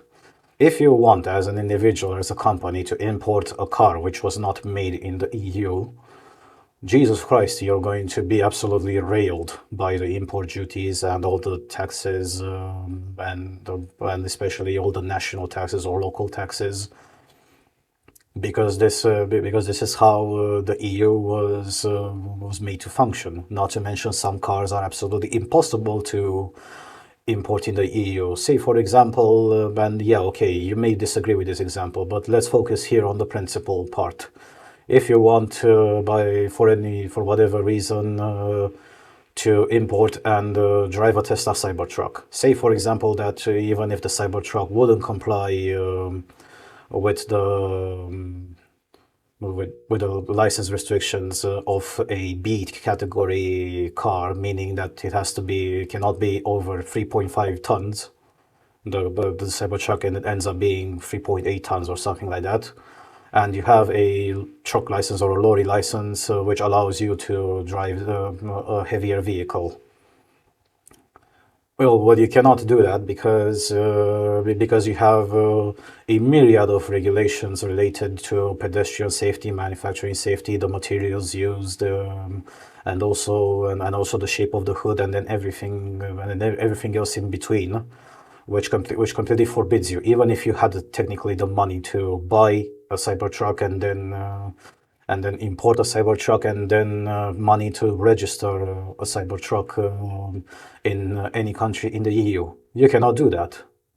But at the same time, there is absolutely no issue for Germans to be exporting their cars, even when most of them are completely constructed all together. They're not sent as parts to be assembled at their final assembly / selling point in the US. Like, for example, what's happening with the company Bombardier, that is a Canadian company, but it's a company owned by Airbus being an European company. The situation when it comes to plane manufacturing is completely different than it is compared to cars. But at the same time, with the network of car manufacturers, and especially the holding companies owning these car manufacturing companies, especially after the market consolidated after the great financial crisis of 2008 2009. It's a huge conundrum that's difficult to make sense out of, because you have take for example the company Stellantis, known formerly as Fiat Chrysler Automotive. They're a holding company, just like how Volkswagen Group is in Europe. Just like their former name, it does say that they own Fiat, they own Chrysler. Fiat being a European company from Italy, Chrysler being a company from the US. But at the same time, Stellantis / formerly Fiat Chrysler Automotive also owns Ferraris, as an example, while we have Volkswagen Group that has Volkswagen, Audi, Porsche, Lamborghini, Bugatti, and Skoda, or Skoda for the Czech people that may correct me when they hear this. So and it's a huge spaghetti line, and all of these companies, in one way or another, also have initial manufacturing of parts required for the cars in one way or another in the People's Republic of China as well. And in the PRC, it is impossible to open a simple a simple company by yourself in order to manufacture the prime materials and all the auxiliaries required for a car, because the government obligates you not only to share patents and to share manufacturing methods with domestic companies, but there's also some sense of partnership that the government obligates you to be into. Say, for example, Germany, if I remember, has a partnership with BYD, while I think Renault has a partner, SAIC, which is the Shanghai Auto Industry Corporation. And yeah, well, as I said earlier, the spaghetti gets pretty dense and pretty difficult to be following through. But getting back to the point, these are the consequences of not doing the right reforms when they were necessary, and still holding to this model and still pretending that not much is happening around their world, in the world around them. Plus also from a political point of view, the current coalition, which, by the way, because this article still has gotten old, even as I film this podcast 2 days after this article got released, the coalition de facto fell, and Olaf Scholz himself said that sometime in January there will be, I think, the middle of January, right after the winter vacations. There will be a no confidence vote carried in the Bundestag, and looking at the way the situation is right now, the early elections will be programmed sometime in the month of March 2025. And we got to remember, well, for the sake of this article and to get sense of the entire situation, how exactly did things end up being this way? Well, starting with the pandemic, the German government, also led by Olaf Scholz himself. Well, what exactly did he do? Initially, the German government from the Bundestag try to operate some legal loopholes especially since it was an exceptional circumstance. It was the pandemic, and then during the pandemic, the government needed to do something in order to alleviate the fallout of the pandemic.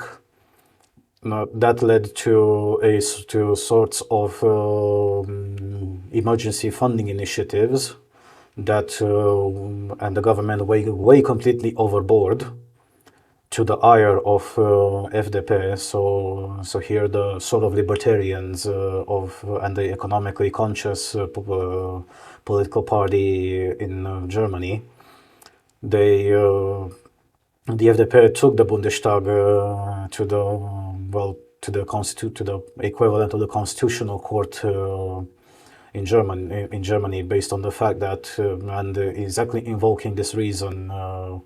That the way the government has been allocating funds and then spending said money, it was illegal, because it wasn't a one-off scenario, and it wasn't something that lasted for just a few months or up to a year. It's been something that got perpetuated to the level where the so-called emergency expenses ended up being bigger than the typical traditional expenses of the German government.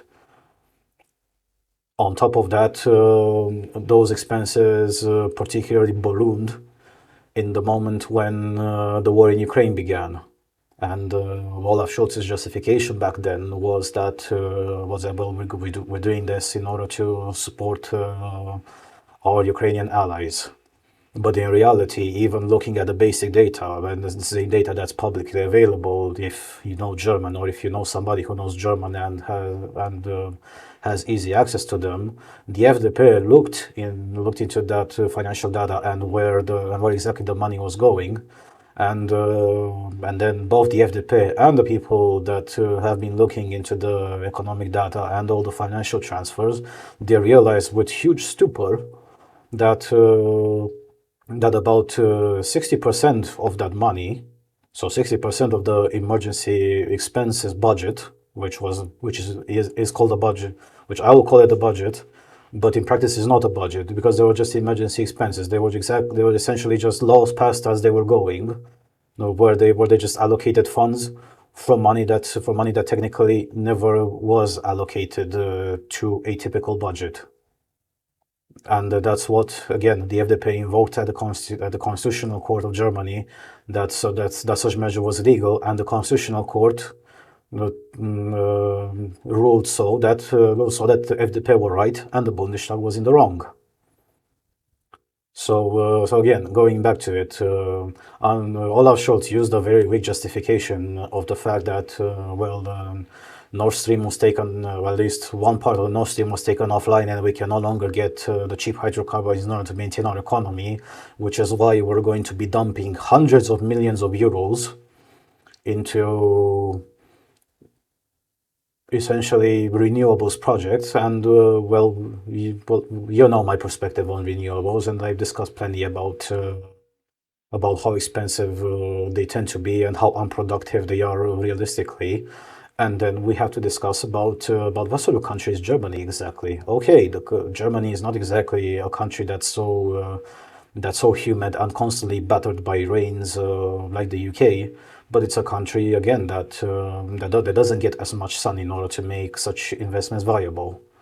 And then not to mention, here goes solar panels out the window. On the other side,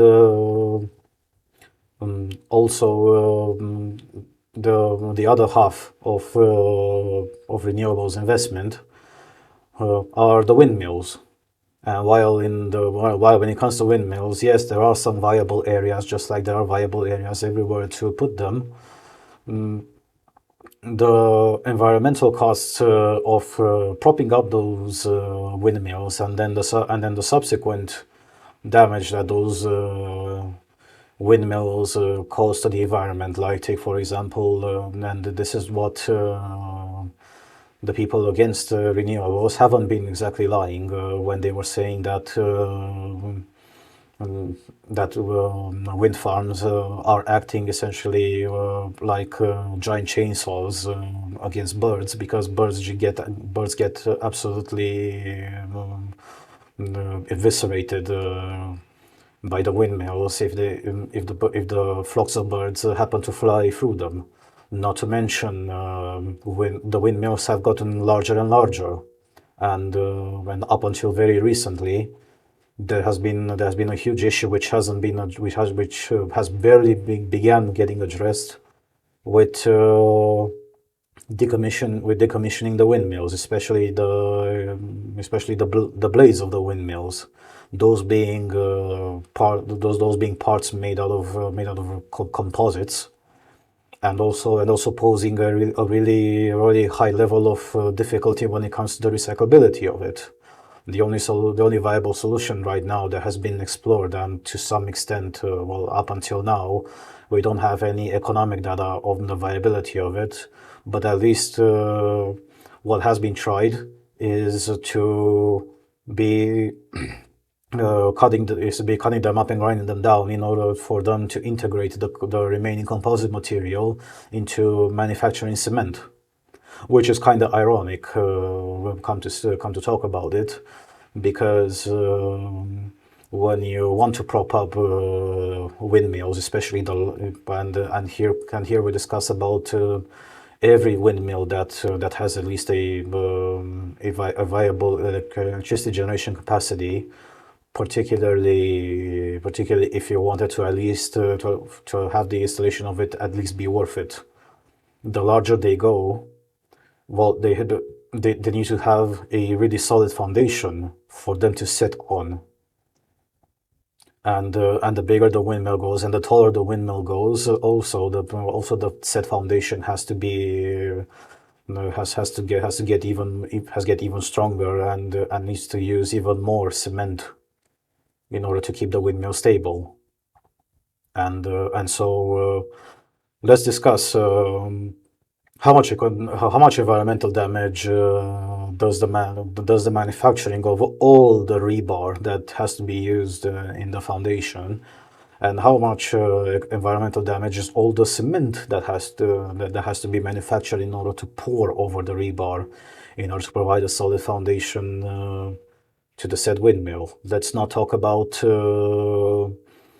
the tower on which the wind turbine stands on. That's also it's either a large single piece or it's a piece made in parts. It's more similar to modules on a spaceship rather than building something step by step like you would be building something like a house.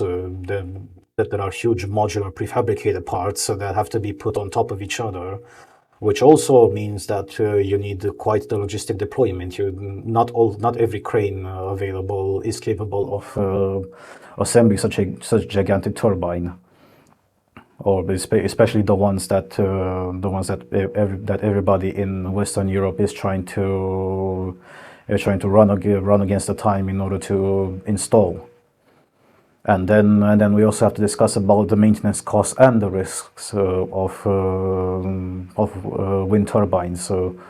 Wind turbines need hundreds of liters of oil because the turbine that moves also that's a movement cannot be directly transmitted into the energy grid because it's not viable.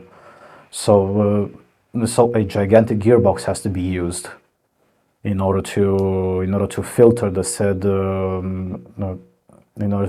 physical movement into actually generated electricity, and then put into the national grid. Then there is also the part where, let's be honest, in every country that has marched on this part of resorting more and more on renewables, and especially the traditional renewables of wind farms and solar panels. Absolutely everywhere, the prices have gone haywire for the consumers. In the UK, in Germany, well, France is an exception. I was going to make a mistake right now, but also in the Netherlands, Spain is also another example. Countries in Scandinavia, and yeah, you get the idea. On top of that, going back to the politics of Germany, the current political establishment is scared shitless at the fact that they're losing ground at breakneck speed against Alternative für Deutschland, and this is as I said, something that scares them to their core. But at the same time, by themselves, the coalition is so morally bankrupt, and then the entire system is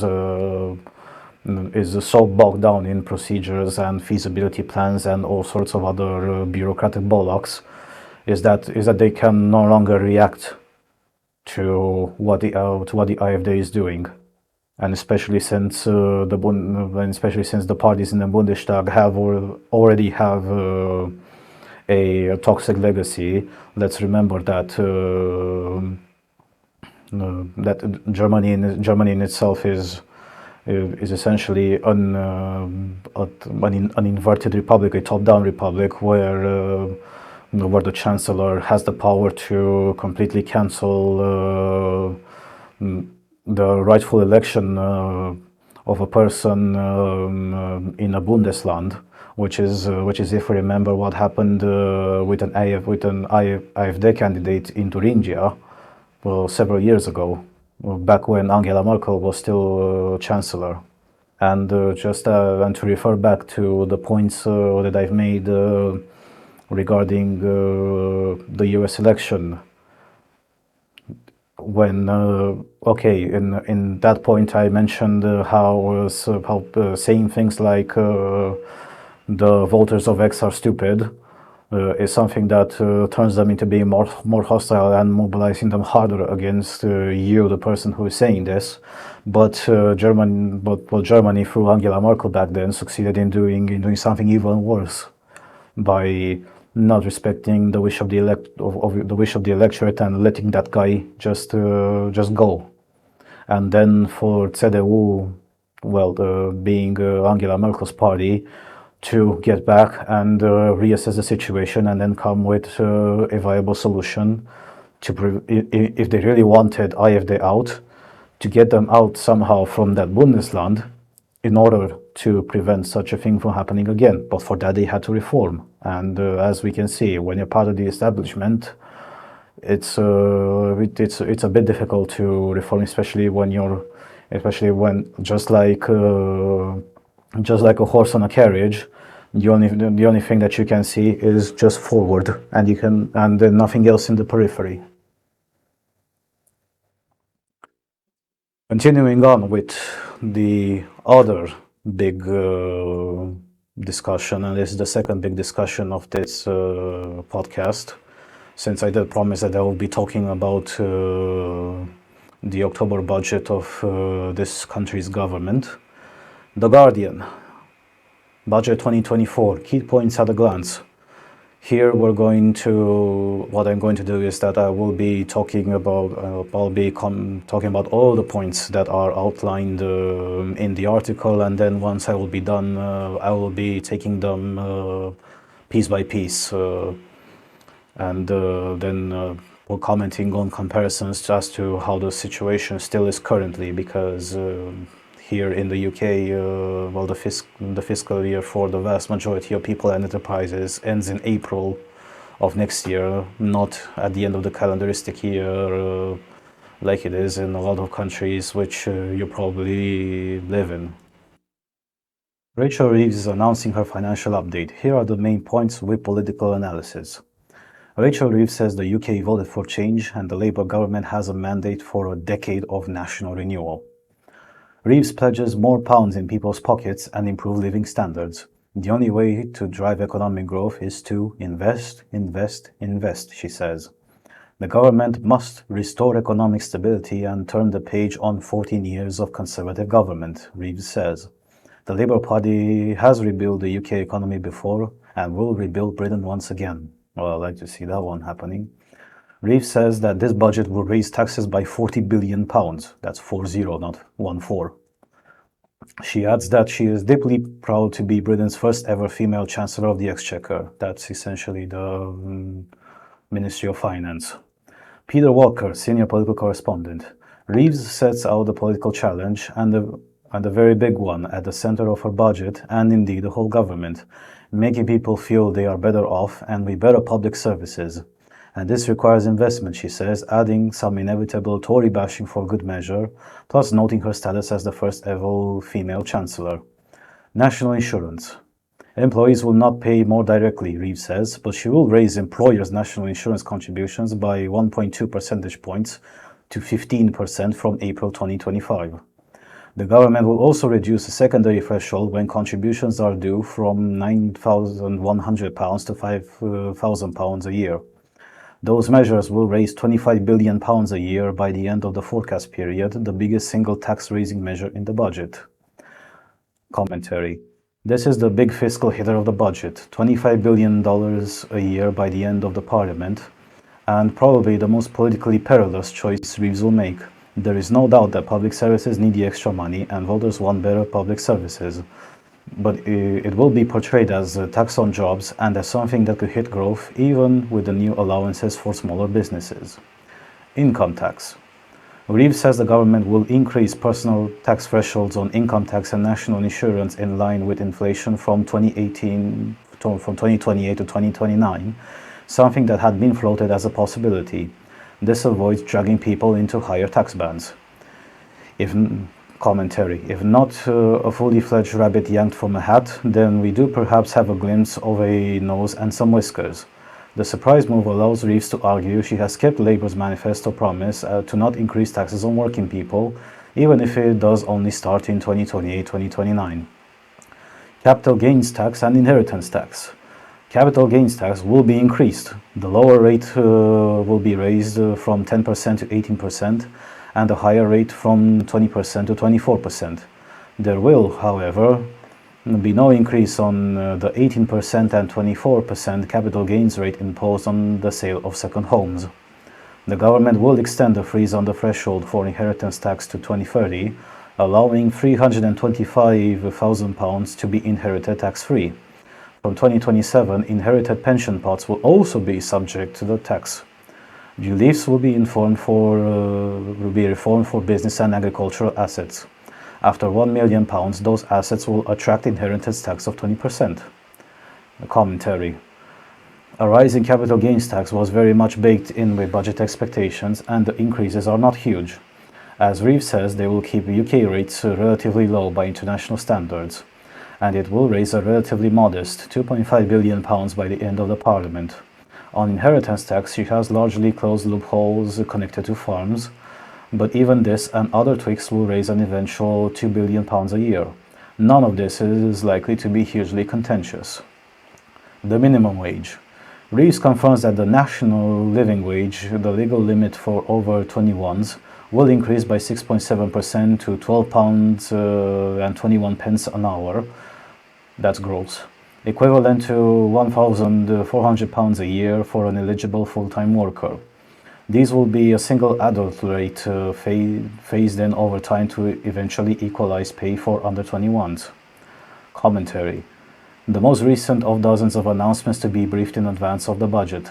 Paying people more is usually seen as a vote winner, but ministers will also be wary of business voices warning about the impact this could have on job creation. Tobacco and alcohol. The government will implement a levy on vapes, which will be increased in line with tobacco. Tobacco taxes will rise by 2% above retail price index measure of inflation for the rest of this parliament, and tax on hand-rolling tobacco will increase by 10%. Taxes on alcohol will rise in line with the retail price index, but Reeves announces a cut in draft duty by 1.7%, which he says is a penny off a pint in the pub. Commentary. On what we are obliged to call sin taxes, Reeves has, as expected, further taxed tobacco and vapes. In another sign of how this government is less worried about what might be termed nanny state measures, it is also toughening the levy on sugary soft drinks. As a sop to the tabloids, she did cut 1 pence off the duty of a pint of draft beer. Fuel duty. Reeves says increasing fuel duty next year will be wrong, so she extends the freeze for a year and maintains the last government's 5 pence cut.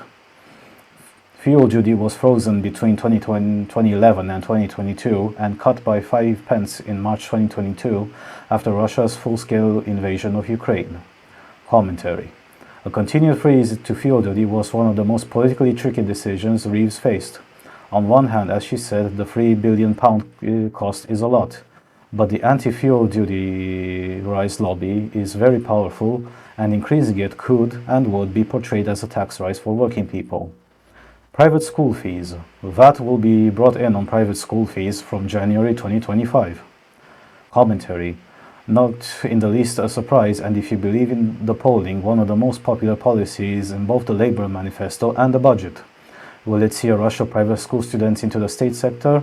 Time will tell, but ministers are fairly relaxed. Schools and education.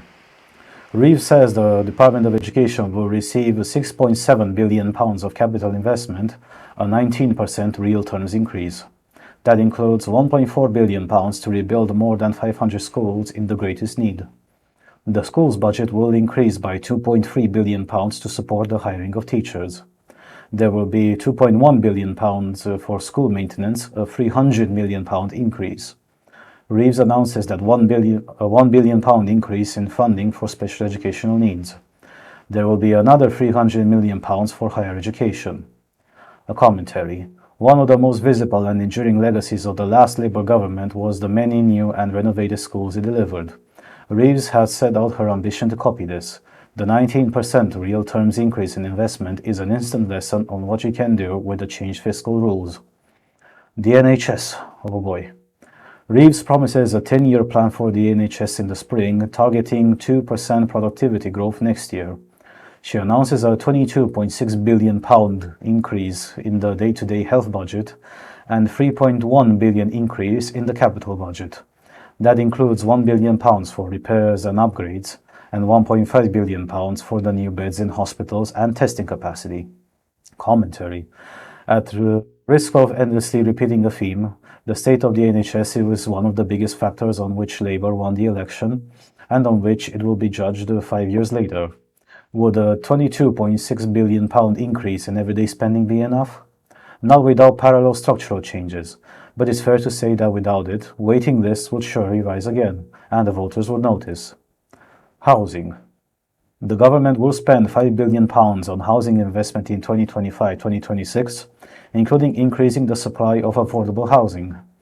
The government will reduce right-to-buy discounts, and local governments will retain the earnings from council housing sales to allow them to reinvest. The government will hire hundreds of new planning officers to accelerate house building. Commentary. All the figures and new policies on housing were briefed in advance, and for good political reason.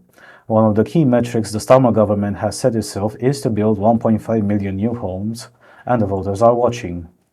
Transport. Reeves commits to the TransPennine route upgrade, improving capacity at Manchester Victoria and electrifying the Wigan to Bolton route. She also promises to support east-west rail links between Oxford and Cambridge. Reeves confirms the government will fund tunnelling of HS2 to London Euston. There will be a £500 million increase in the roads budget next year to target potholes. Commentary. No, it's not full HS2, but a ragbag of mainly northern rail routes and confirmation that the Birmingham-London route will end in Euston are something. And as every councillor will tell you at length, voters are very, very interested in potholes. Energy. Reeves announces £3.4 billion for the Warm Homes Plan to upgrade buildings, lowering energy bills. The government will fund Great British Energy, a new body to be based in Aberdeen. Public spending. There will be a 1.5% increase in real spending on government departments and 1.7% when including capital spending. Defence. Reeves announces a £2.9 billion increase in military spending next year, as well as funding for Second World War commemorations next year. Local government. There will be £1.3 billion for additional grant funding for local government, including £600 million for social care. Greater Manchester and the West Midlands will get integrated settlements next year, allowing them to take more control of their spending. Commentary. This is something which bore the brunt of austerity, and the sector often most keenly felt by voters. Is it enough? Of course not. But is it a start? Yes. Public investment. Reeves says more public investment is needed in the UK. A new rule will target debt falling as a share of the economy. She confirms that debt will be measured as public sector net financial liabilities, recognizing benefits from investments. The rule will apply in 2029-2030, and then the net financial debt will fall by the third year of every forecast. There will be regular reports on government investments from the Office for Budget Responsibility. She says the government will invest £1 billion in aerospace, £2 billion in automotive, and to support electric vehicles, and £500 million for life sciences.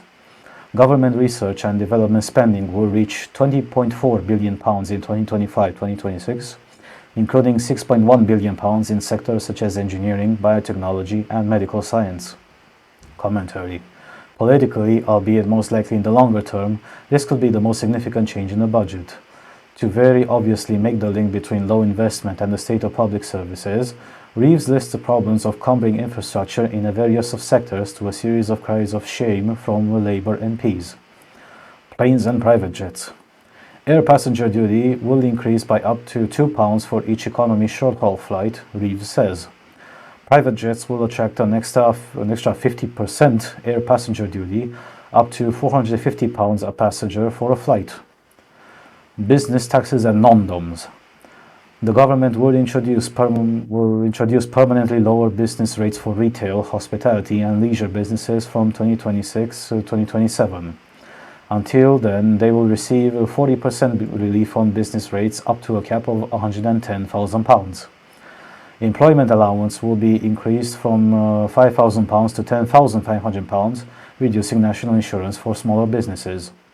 Taxes on carried interest, generally paid by private equity managers, will rise from 28% to 32% from April. Reeves confirms the oil profits levy will be increased to 38% and extended. The concept of non-domicile residents will be abolished from April. Compensation schemes. Reeves says the government will compensate victims of the infected blood scandal with £11.8 billion, and there will be another £1.8 billion for victims of the Post Office Horizon IT scandal. Commentary. Even Tory MPs will find it hard to argue with this. Reeves' words that the last government apologized for the infected blood scandal but failed to budget at all for compensation payments is a powerful argument. Other measures. Reeves says the government will raise £6.5 billion through targeting tax avoidance, including by umbrella companies. Office of Budget Responsibility. Reeves says Labour inherited a £22 billion black hole, £22 billion black hole with allegedly unfunded pledges by the Conservative government. The OBR, the government's budget watchdog, has published a review saying that the previous government did not disclose details of spending. Those details would have made forecasts materially different, Reeves says. Reeves says the government will implement 10 recommendations from the OBR's review. Commentary. This is a very nakedly partisan and in some ways familiar, not least the idea of the £22 billion fiscal black hole. But the idea of the OBR saying it was effectively misled by the Conservatives is a very strong political cover for the coming tax rises and limited increases to public budgets. It will engage Jeremy Hunt, the Shadow Chancellor, all the more. Inflation and growth forecasts. The Chancellor will maintain the Bank of England's 2% target for inflation. Inflation will average 2.5% in 2024, rising to 2.6% in 2025, before gradually dropping to 2% in 2029, according to OBR forecasts. Inflation was at 1.7% in September, below the Bank of England's 2% target, and down from 11% in October 2022. The OBR slightly upgrades its growth forecast for this year and the next, but adjusting them down in later years. The GDP growth is forecast to be 1.1% in 2024, then 2%, 1.8%, 1.5%, 1.5%, and 1.6% in 2030, Reeves says. At the spring budget under the then Conservative Chancellor Jeremy Hunt, the OBR had forecast 0.8% growth this year, 1.9% in 2025, and 2% in 2026. Commentary. The OBR's inflation and growth predictions are hardly stellar, with inflation not expected to fall to the 2% target before 2029. But in truth, as long as it stays in the 2% range, Reeves will take it. She will, however, very much hope that the growth figures, the stated central task of the Keir Starmer government, pick up. Government borrowing. Reeves announces new rules to not borrow for day-to-day spending. The current budget will be balanced within 3 years of forecasts. The government will run a deficit of £26.2 billion in 2026, but will achieve a surplus of £10.9 billion in 2027-2028, £9.3 billion in 2028-2029, and £9.9 billion in 2029-2030. The public sector net debt will fall from £122 billion in 2024-2025, falling gradually to £70.6 billion by 2029-2020. Commentary. Expect the forecast to be reduced borrowing at an eventual surplus to be much mentioned by ministers in the coming days and weeks, as they try to push back against the Conservatives' charges of fiscal incompetence. The tougher rules on day-to-day spending will be seen as a balance to the relaxation of their equivalent of investment, as already announced. Closing remarks. Reeves says that it is a moment of fundamental choice for the UK. She says the government will protect the NHS, protect working people, and rebuild Britain. She says the Conservatives must say what choices they would make if they disagree with her decisions. They will have to cut schools and hospitals if they disagree with any tax increases. Commentary. Reeves' final words are an open challenge to the Conservatives and an attempt to preempt their accusations of broken promises. What would you do instead? It is a fair question, even if as an opposition you sometimes get a free pass on such scrutiny.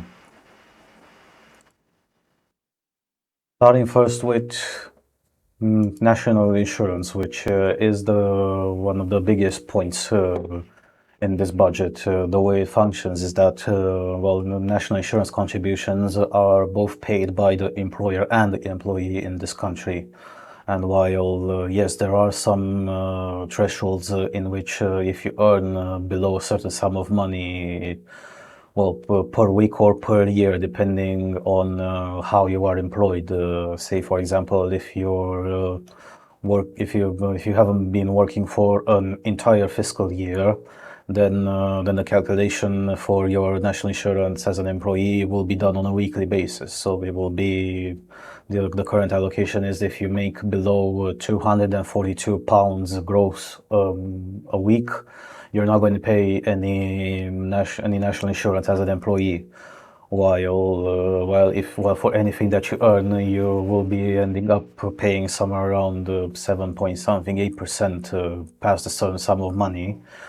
And then there's also a higher rate, the higher rate, where you're going to pay 12%. But as far as I remember, you must be earning something like 1,200 and something pounds per week in order to be taxed like this. Otherwise, for the yearly method, which is a much simpler form of calculation, but that's only if you've been employed for at least an entire year, then they're going to be the same thresholds, but translated into a yearly threshold, not a weekly threshold.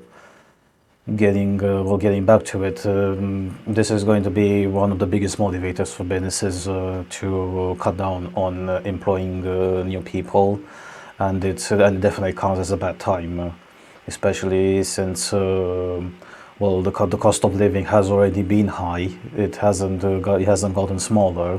There are no signs of it getting smaller anytime soon, not with Labour in government. But at the same time, even if the Conservatives would continue to be in government, it wouldn't have mattered. The trajectory of this country is pretty clear. And the last thing that people in this country need is to have less opportunities of getting employed and in order to earn a certain sum of money, because the government essentially raised rates on the companies that employ the people, while at the same time reduce the thresholds as well. So here I mean the thresholds being the allowance provided by the company, where they only pay as a total sum of money only past a certain sum of money. Yeah, well, the measure that's saying here, the measure will raise 25 billion pounds a year by the end of the forecast period. All this money is going to be directed straight into the NHS's budget.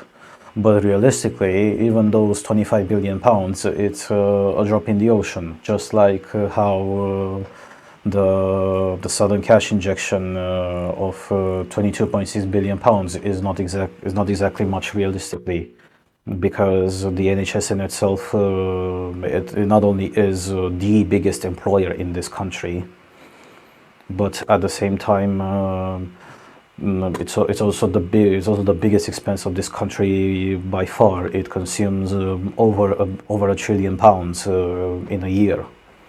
And on top of that, well, you not only have to pay absolutely everybody that works in the system, but at the same time, these may sound for some people, especially people from small countries, like, oh man, £25 billion is quite a hefty sum of money, or the £22.6 billion sound like a lot of money.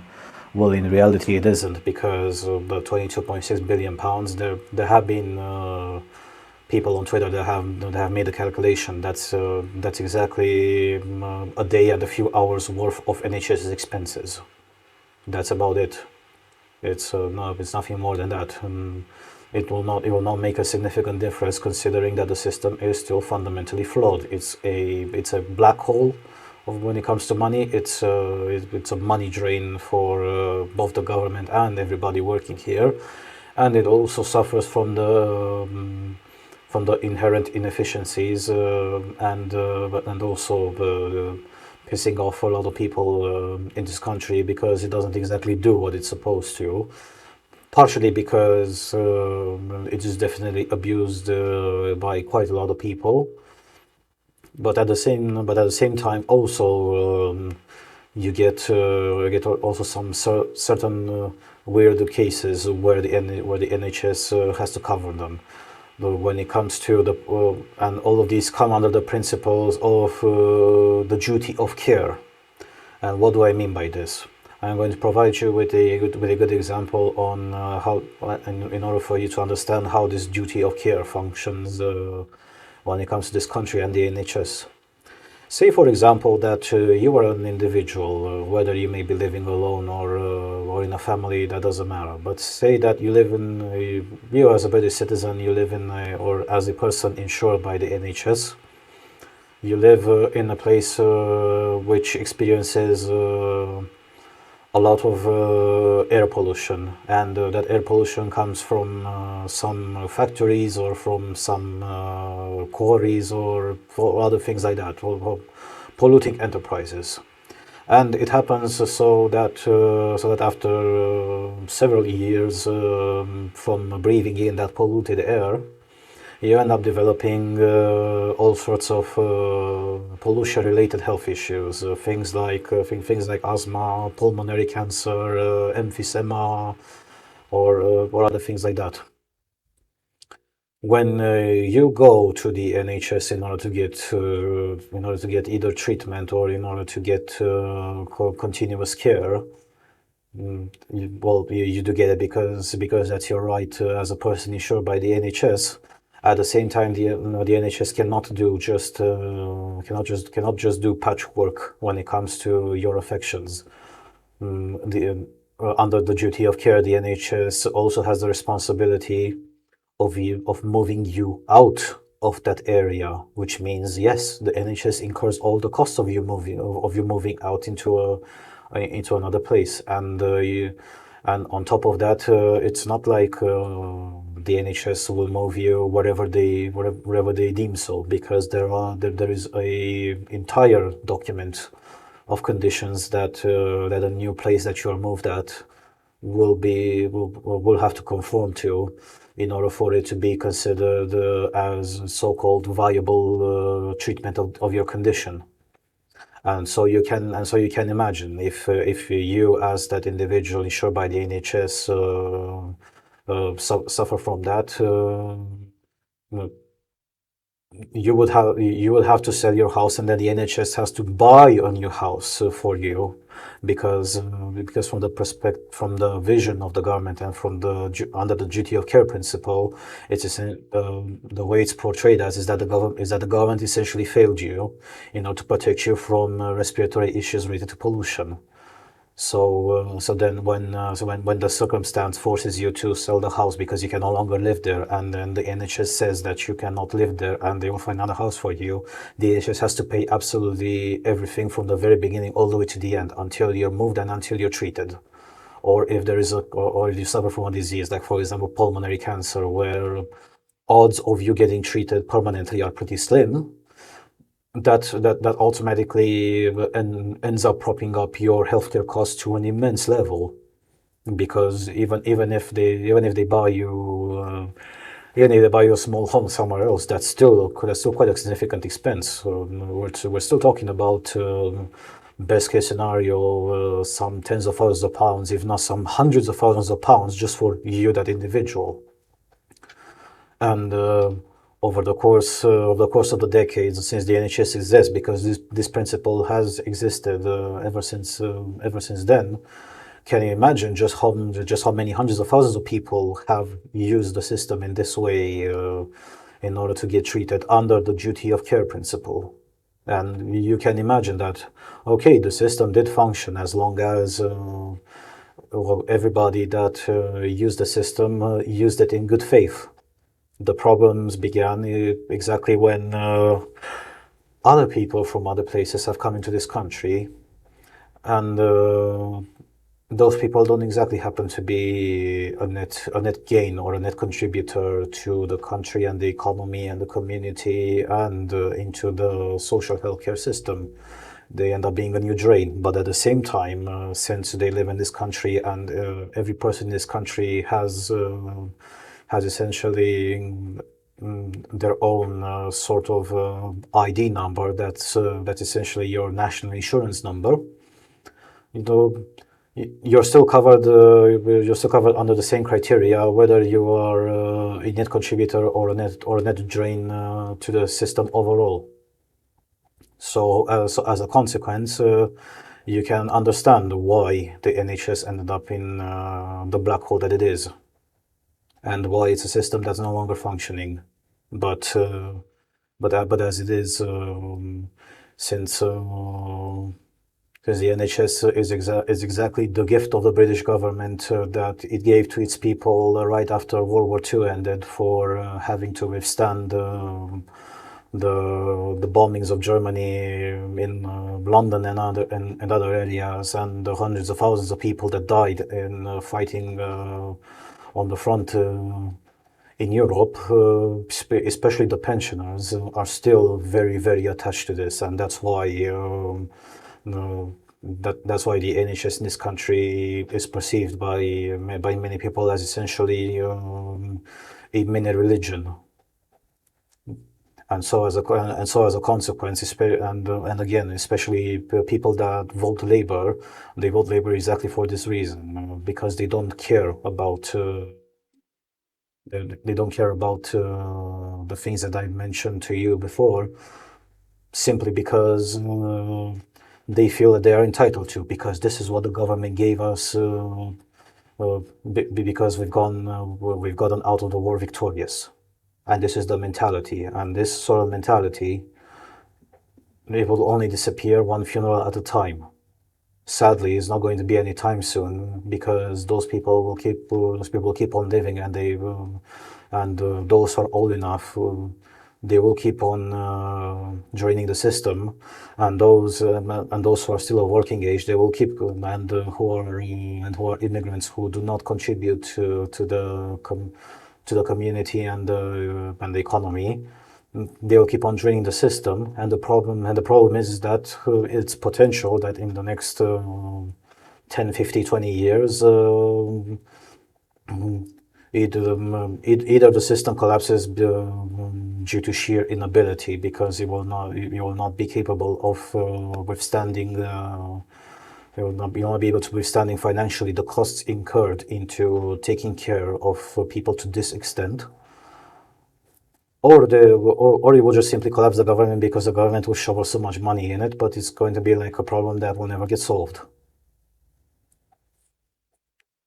That's exactly the situation as it is with national insurance. Moving on to income tax, we hear the commenter said pretty much enough. The taxes will be raised only in line with inflation from 2028, 2029. So right now in 2024, it's not worth talking about it. Well, good. Well, what you know is that already the taxes are high enough, and there are and with the way progressive tax works in this country based on thresholds. The main motivation of people who are called Henrys here, so they are high earning but not yet rich.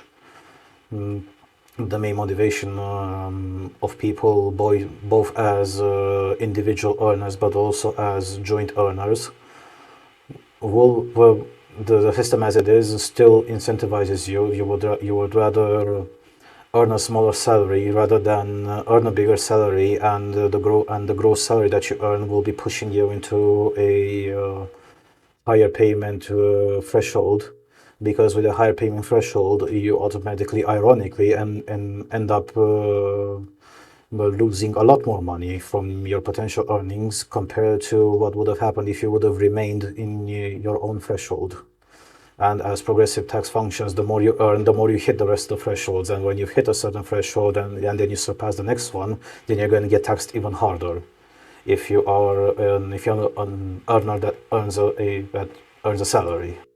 Now, for the next one, when it comes to capital gains and inheritance tax, this is going to be in its two subsections because both are taxes big enough, which cannot be discussed they cannot be discussed together because these are two taxes that function pretty differently. Even though, in some instances, capital gains does have some overlapping with inheritance tax when you do certain calculations. At the same time, it's a tax that's treated differently in the fiscal code and in the end in the taxable capacity calculations as they are done in this country. So first, let's revise the points. So the lower rate, uh, the lower rate as referred to income tax, not to capital gains tax, you'll be raised from 10% to 18%, and the higher rate, which is the one that follows after the basic rate, it will rise from 20 to 24%, and also. No increase on 18% and 24% capital gains imposed on the sale of second homes. So let's begin with this one with capital gains. I had to pull out a tax table because it's quite a lot to discuss here in order to get sense of the system. The lower rate or the basic rate, as it is defined by as is defined by this country, it follows in a certain way. So here we're talking about just the gross money that you make without including the personal allowance of any individual, which is £12,570 a year. That's going to be deducted from your gross pay later. Here we just talk about your gross income from the very beginning. The lower rate or the basic rate is essentially anything that you make between 0 to £37,700 a year. Then the next rate, so the higher rate, starts from £37,701, and it goes all the way to £125,140. Then there's also another rate above this, which is the additional rate, and that is for people who when you've broken the threshold and you earn absolutely anything over £125,141. And another disadvantage once you earn up past this certain sum of money is that for every extra pound that you are earning over the £125,141, for every 2 extra pounds, you're going to be losing £1 of £1 of personal allowance, so the £12,570. So as a consequence, and I mean, my mistake. It's only after £100,000 when you begin losing from your allowance. So essentially, if you hit £125,140, you no longer have a personal allowance. So that means you're going to be taxed. You're going to be hitting all the income tax ceilings as you progress until you have nothing. I mean, you have nothing when it comes to allowance. And the justification behind it is that, well, already these people are getting paid enough, so why would they need a personal allowance? So this is just the mentality of the system. I don't have a particular opinion about this. So in continuation, as it says, capital gains will rise from 10 to 18%. This is definitely typical of a Labour government. It thinks that everybody that makes money from investments such as shares, buying gilts or bonds, or as the rest of people know, gilts are the treasury bonds issued by the UK government or any other things like that, and generally any sort of capital investments. Once you sell them, either you or your tax accountant has to file a self-assessment form in which you have to outline what was the sum of money that you spent when you bought those capital investments, and then you have to declare how much was the total that you've gotten once you've already sold them. So this is different from dividends. Dividends are their own category of income that is taxed. But the ironic part of it is that there are surprisingly a lot of people who own in one way or another share options in this country. Especially take for example a lot of people that work in the retail chain Tesco. They get the benefit of purchasing share options in Tesco at a discounted rate compared to the market rate, where you would buy it straight from a broker that operates on the London Stock Exchange. So, and I'm sure, a good part of the retail employees can't afford to buy many shares in Tesco, but they still own a few, and a rise of 8% for basic rate, and then a rise of 4%. This is already a significant rise over not exactly not exactly much money for people who are in the basic rate. So again, remember, kind of a mandatory reminder. So anybody earning below £37,700, which happen to be the majority of people working in a Tesco, for example. But then, by the nature of progressive tax, you're also hitting the other threshold. So you're not paying in reality just 8% extra or 4% extra. You're paying realistically somewhere around 14-15% extra compared to what you would have paid under the old rules. And the only benefit to this is that any individual benefits from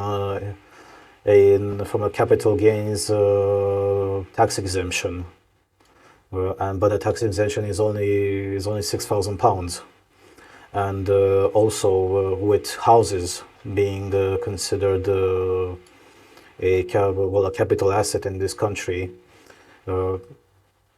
For example, selling any house. It doesn't matter if it's your first house or your second house. If you made money on it, those houses also experience a surcharge. So that means under the current rules where the taxes are 10% and 20%, the taxes solely when you buy the house, you would have to pay 18% and 28%. Now with the new capital gains raises, so with 18% ends up being 26%, and then 24% ends up being 30%, and then you're paying both thresholds. So this is even more painful if you're the one selling a house. And now we're moving to this funny tax that absolutely everybody hates in this country, but at the same time they simultaneously hate it, but at the same time politically they aren't doing much against doing activism against the government for maintaining this absolutely unfair and evil tax. What does it say here? Freezing the threshold up until 2030, so that means £325,000. Yes, okay, that's true. And from 2027, inheritance pension pots will also be subject to tax. So this is one of the biggest. This is one of the biggest changes, which affects especially the families and the families of people that own significant assets. And take for example, yes, the commenter mentioned the farmers. Well, generally people that own land or who own businesses, and ever since the inheritance tax has been implemented, and in the way that it's been implemented, take into consideration the average cost of houses in this country, even if say there is also, yes, another exemption to inheritance tax, which is for obvious reasons not mentioned in this news article, because it's something relevant for tax accountants and for those focusing on inheritance tax. Aside from the £325,000 that you get that you can inherit tax-free if part of the inheritance is also a singular home. And mind you, this is a singular home. So if, for example, you are inheriting two houses, then doesn't apply then doesn't apply for the second one either. There's also another another exemption of £175,000. Now, now, as a this consequence, when you think from the perspective of a farmer who also owns, who generally also owns the lands which you're farming on, those lands which have appreciated in value, just like absolutely any other capital asset, whether it may be a house or land in itself, or a building, or a business building, or a commercial building, or commercial space, doesn't matter. It obviously, the land in itself that you're farming has obviously appreciated in value, which means that suddenly, if even the inheritance taxes are when they are applied on the entire estate, so the entirety of the assets of the individual that has passed away. So, say for example, if 50 years ago you bought a plot of land that was worth £100,000 back then, and several decades later, right now, the same plot of land is worth £1.5 million, you're obviously going to get absolutely mangled by the inheritance tax as it is in this country. So as a consequence, what the people that want to leave as inheritance to the family members in one way or another, what they did in order to avoid paying as much as possible extra inheritance taxes to the government, one of the strategies that they used was to inflate their pension scheme. Because the pension scheme was not something that was covered by inheritance tax. The way it functions is pretty much similar to, as far as I know, the rest of the private pension schemes in Europe as well. So if, say, for example, I have a private pension scheme where in the moment that I die, out of the £5 million that I've invested in it over the course of my life, plus with all the percentage increases in interest and investments by the private pension fund, there would be £1.5 million remaining. Well, legally, under the UK law, I can write the will so that I could either split evenly the said remaining pension to my children in equal shares, and in that moment they can do whatever they want with their money. They can take it as single income, meaning that they will have to pay the gigantic tax rates when it comes to income tax. And here, to give you an idea, I will refer specifically to, well, when it comes to savings, because even inheriting a pension fund is considered as savings. There are three categories. There are three categories of income broken up. You have non-savings, which are things like your salary, and then small sales from which you gain an income. Then you have savings, things like interest that you get from a bank, and then you also have dividend income, which as the name says, if you own shares in a company that pays dividends, and if your dividend income is past that certain threshold, you're going to pay several percentages.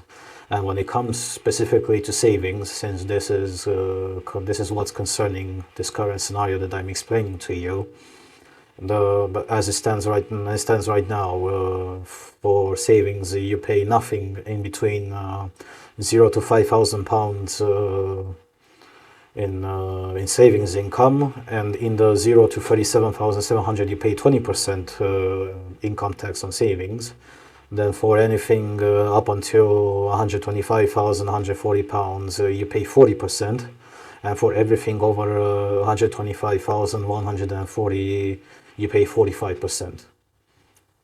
So imagine you're paying, if you would be paying effectively, say if you say if say that only child of mine will be inheriting the singular 1.5 million pound pension. Well, if they were to take it as sole income and they wouldn't reinvest it in their own pension, so it would not carry forward into their own pension or whatever way they seem they want to be investing that sum of money, they would essentially have an effective tax rate of about 60 something percent. So out of that 1.5 million, they will be lucky if they will be seeing something like 500,000 out of it.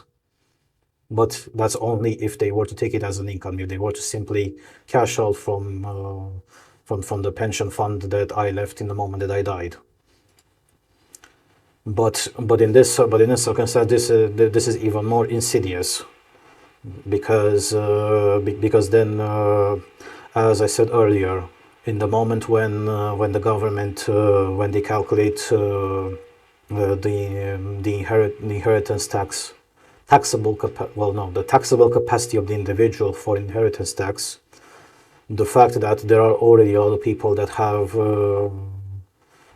have these inflated pension funds or pension pots. This is going to this in 2027 when they will be when those people will be dying, and then according to the wills that they have written down and ratified with lawyers, the implementation of this measurement is going to throw out a lot of the calculations, and the government stands to make a lot of money down the road with these. With implementing this extra scheme of also including the remaining pension fund as part of the estate and thus subject to the tax. And then, okay, saying here that relief will be reformed for businesses and agricultural assets. After £1 million, those assets will attract inheritance tax on inheritance tax of 20%. So then you also have preferential treatment for whether you leave behind a business or an agricultural asset, but those also once you've gotten past that threshold, then the full inheritance tax will come and hit you. And overall, this is very insidious. Well, leaving aside the fact that the principle in itself that you're essentially punishing people from inheriting from the success of their forefathers is something fundamentally wrong. And how exactly do you expect to have social mobility if you end up handicapping the people from earning what essentially their parents and grandparents worked for? I'm just not even going to get into this. Continuing on with the minimum wage, this one with the minimum wage is a bit more complicated because unlike in many other countries, in this country currently there is a stratified minimum income, and which is called the national living wage. No, sure, the minimum wage in itself was a measure implemented by the one and only Tony Blair back in 1997. And then, well, the threshold used to be very small, and it used to be only one. But as time progressed, and as the Labour government wanted to attract more and more younger people interested in politics, and especially with the Labour Party interested in their vote in particular, they began stratifying it. So for people who were from back then over the age of 25, and then later on, here I'm talking specifically about the policy. Now past the age of 21, you would have a higher minimum wage than if you were below the age of 21 or in between. And now the thresholds are if you are in between the ages 18 to 20, and then if you're below the age, and then if you're below the age of 18.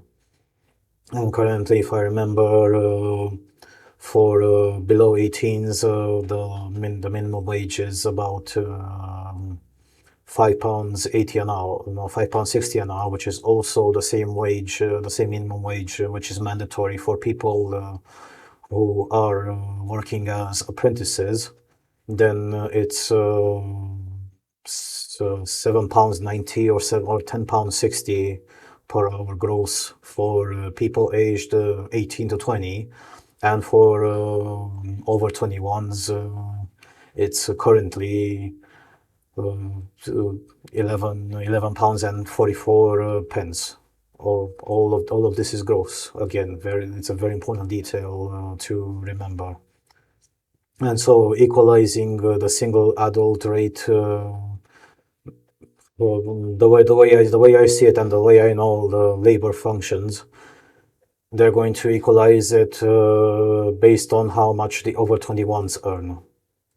And that's going to be absolutely terrible, because in that instance, there won't be any motivation for businesses to be employing the younger people, which means that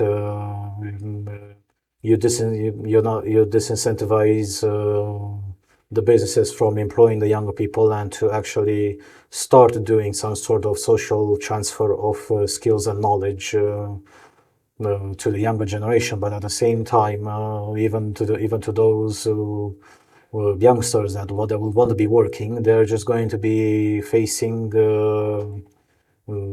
negative answers, simply because nobody will want to employ them, because they will simply be obviously too inexperienced because they're young. They also cannot work full time because again, the law in this country is pretty clear. Nobody under the age of 16, if I remember, can work more than 20 hours a week.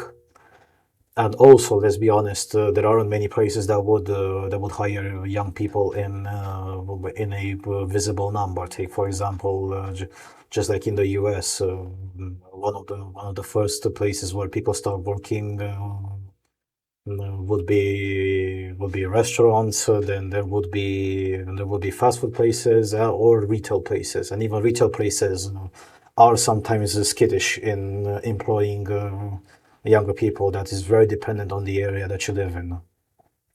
So this is going to shoot in the foot a lot of people down the road, and when they will be and when the people realize this is it's not going to be pretty, and they will be resentful. Unfortunately, they will be resentful in that moment, because they want to do something, and when they're faced with a lot of negative answers. Sure, Eastern Europeans may be watching this, so will be saying, well, then why don't you just simply work and reach an agreement with a potential employer by him not making you a work contract. One of the problems is that this country doesn't function. This country doesn't function like that, and this may be working within communities accustomed to this way of working, like, yes, other Eastern Europeans, Southeast Asians, and some East Asians, and then some Middle Easterners. But aside from that, for the vast majority of the population wouldn't do this. They wouldn't do this, and it's not that the individuals wouldn't do it. The individuals would be willing to do it. The problem is from the employers/business perspective. The Health and Safety Board, which also encompasses this part when it comes to workplace safety, it also has prerogatives when it comes to things like these, and they can come at any time at your business without even notifying you. And they don't even have to provide justification. Sometimes, yes, the Health and Safety Board does at least announce you at least 2 weeks, at least a week or two earlier. But there could be some instances where they do have the right to show up at your door without any reason, and then they begin auditing, and they have all the power to interview the people that work at your place. And if they find a single person that works in your business without an employment contract, and if you don't, and of course without an employment contract, it means that neither you nor the employee pays pays the income taxes and the national insurance contributions, they're going to have a go at you in a way that you will never see the light of day. You're going to get sued. You're going to get sued. You'll go in a court of law. Then that means that you're going to have to dedicate some tens of thousands of pounds only in lawyer fees in order to defend yourself. It may even not be worth even trying to pursue defense in a court because already through the common law that has been in this country for so many centuries, according to the jurisprudence that has been set by former cases like these over the decades, you're going to get screwed absolutely instantly. There's basically not even a point in appointing lawyers because they cannot defend you in a case like this. And on top of that, you're also going to get fined and your business shut down, and you'll be gone under health and safety scrutiny in a way that's going to be absolutely oppressive, and that's why the argument of why don't you just get employed like on the black market, this wouldn't work. This country makes it such a dangerous endeavor to do such a thing. And of course, in order to not risk this thing, you must first have employees that you can trust. But at the same time, the employees also have to trust the employer that he's not going to be abused. But at the same time, the employer has to be sure that the employee that they're going to employ in this way, they're not going to rat him out, because if said employee or employees will rat him out, it's over for him. It's over for him, and he'll never see the light of day. Continuing on with tobacco and alcohol. With tobacco and alcohol, here I'm not even going to touch this subject. This is the country that unironically thinks that sin taxes are okay, and again, this is worth reminding again. This is the country that has gotten to such an absurd level where it's unironically cheaper to stay high all the time rather than smoke cigarettes all the time if you are to buy the cigarettes from the legit supermarket or petrol station here, which is the one that's taxed at the maximum level. In continuation, with fuel duties, yes, the lobby is very strong here, but at the same time also because the country is the way that it is. After the pandemic, when a lot of people they essentially had their lives uprooted, but particularly the public transportation sector in particular has been hit noticeably hard. There are still a lot of places in this country where public transport doesn't function the way it should be. For example, my area, where one of the major bus public transport companies is also the one owned by the university and can take you as far as Luton, Hampstead, and pretty close into northern London as well. There are every year since the pandemic and ever since I came back in this country, there have been consistent complaints about the fact that there aren't sufficient buses on the routes, and the routes are pretty long. The routes go for tens of kilometers. They're by no means short, and they go on the same narrow country roads in most cases, just like the rest of the cars do.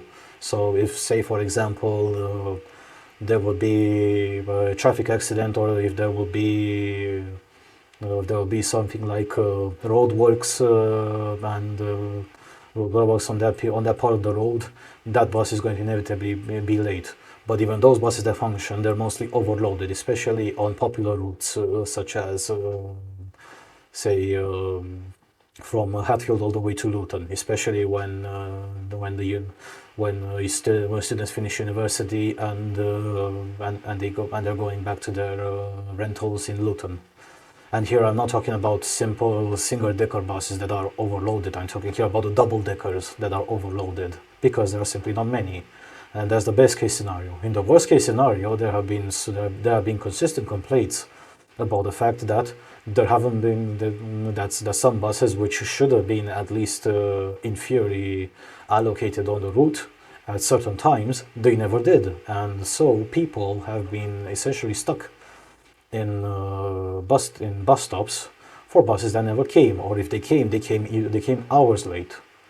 And so, when you're in this situation that you cannot that you cannot realistically start walking to your house because your house is several tens of kilometers away, and it will definitely take you longer than it will take you to go to go there by any other sort of public or private transport. It's not exactly a choice, but at the end of the day, you still pay, yes, the expensive bus fares, and the problem there is in the fact that yes, just like I mentioned earlier, you don't bus companies sometimes don't have sufficient buses, especially for popular routes. But at the same time, they also don't have enough drivers. Even if, when it comes to drivers are paid decently well. When you take into comparison a fresh university graduate in a job field which actually has a future. So here I'm not talking about basket weaving majors or anything else of that sort. Bus drivers, after they are done with their license, which truth be told does cost a pretty penny, costs about £2,000 to £2,500 to do it. Well, they end up getting paid anywhere between 14 to £18 an hour gross just for driving a bus. I understand that they're also paid quite a large sum of money because they are an integral person to the good functionality of a city and of a transportation network, and also at the same time, the nature of the job is that you're going to work long hours, and this is not a 9 to 5 job. This is a job where you can start anywhere between 4 p.m. to 6 p.m. depending on where you're living, and then you may as well, depending on how many people, how many fellow drivers there are in the transportation authority or in the transportation company that you're working on.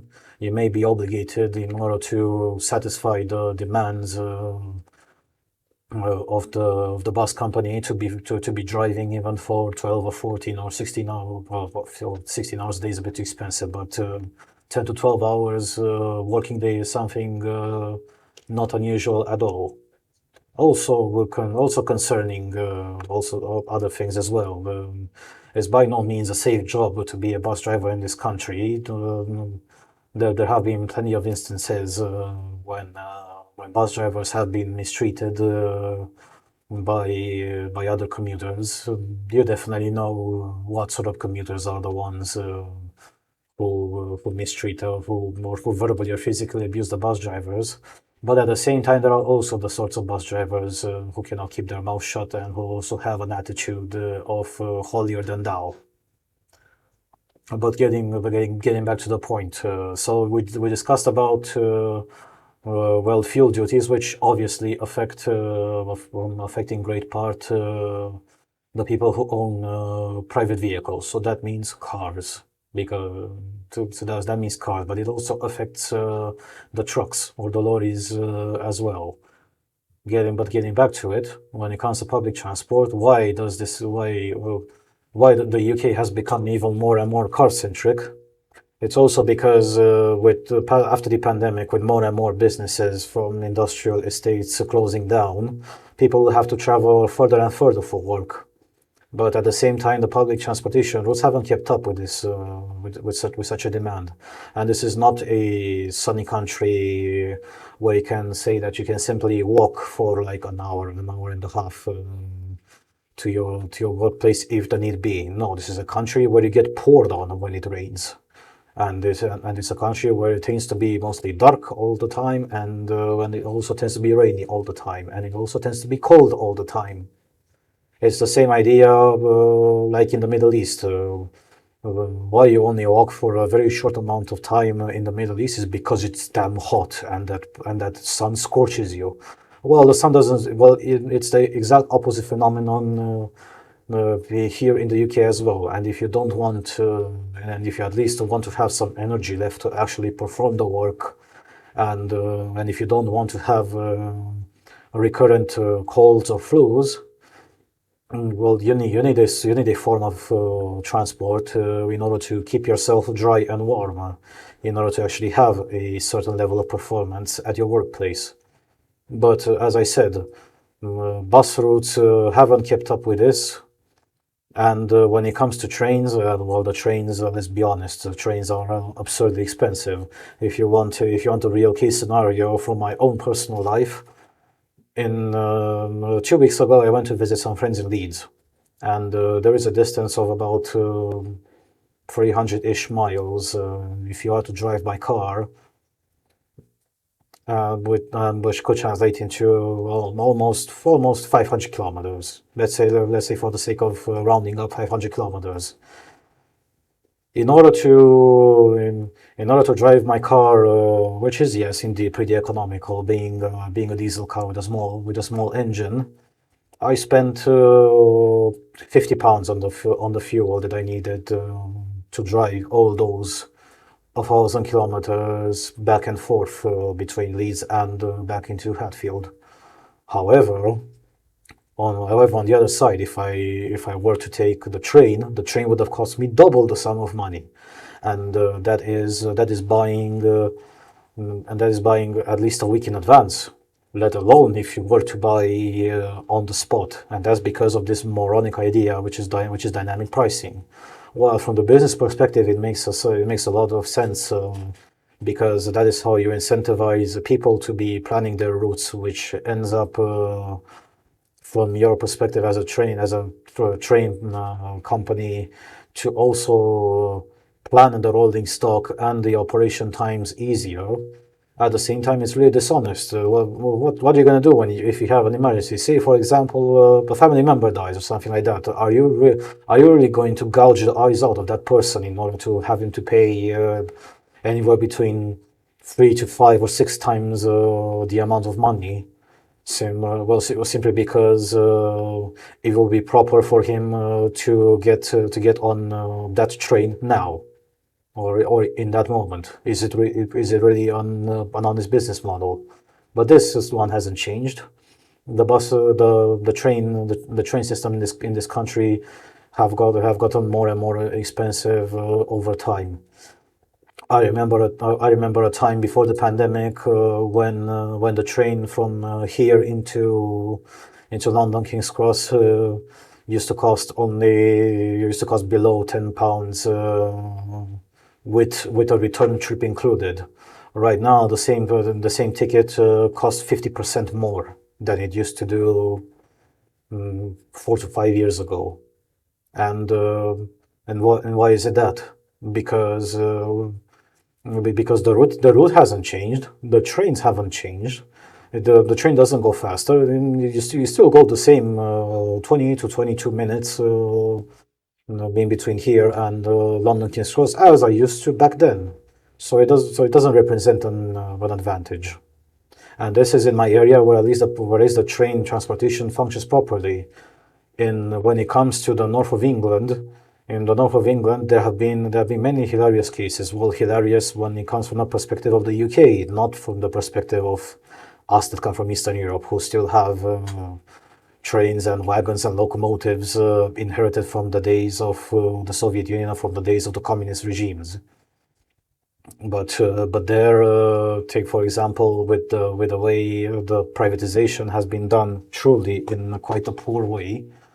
It's the way it is that services would have constantly been cancelled. The rolling stock operated would have been really ancient by the standards of this country, and this country did experience running essentially ancient rolling stock. The UK up until the 1970s still operated on the main lines as steam locomotives. Truth be told, those steam locomotives were essentially the peak of their technology when it comes to steam traction. But principally, But principally they were essentially technologically not only complicated to maintain and expensive to maintain, but at the same time they also had their own inherent limitations. And that's why in the moment when diesel traction became viable, that's when the steam locomotives went out the window in an instant.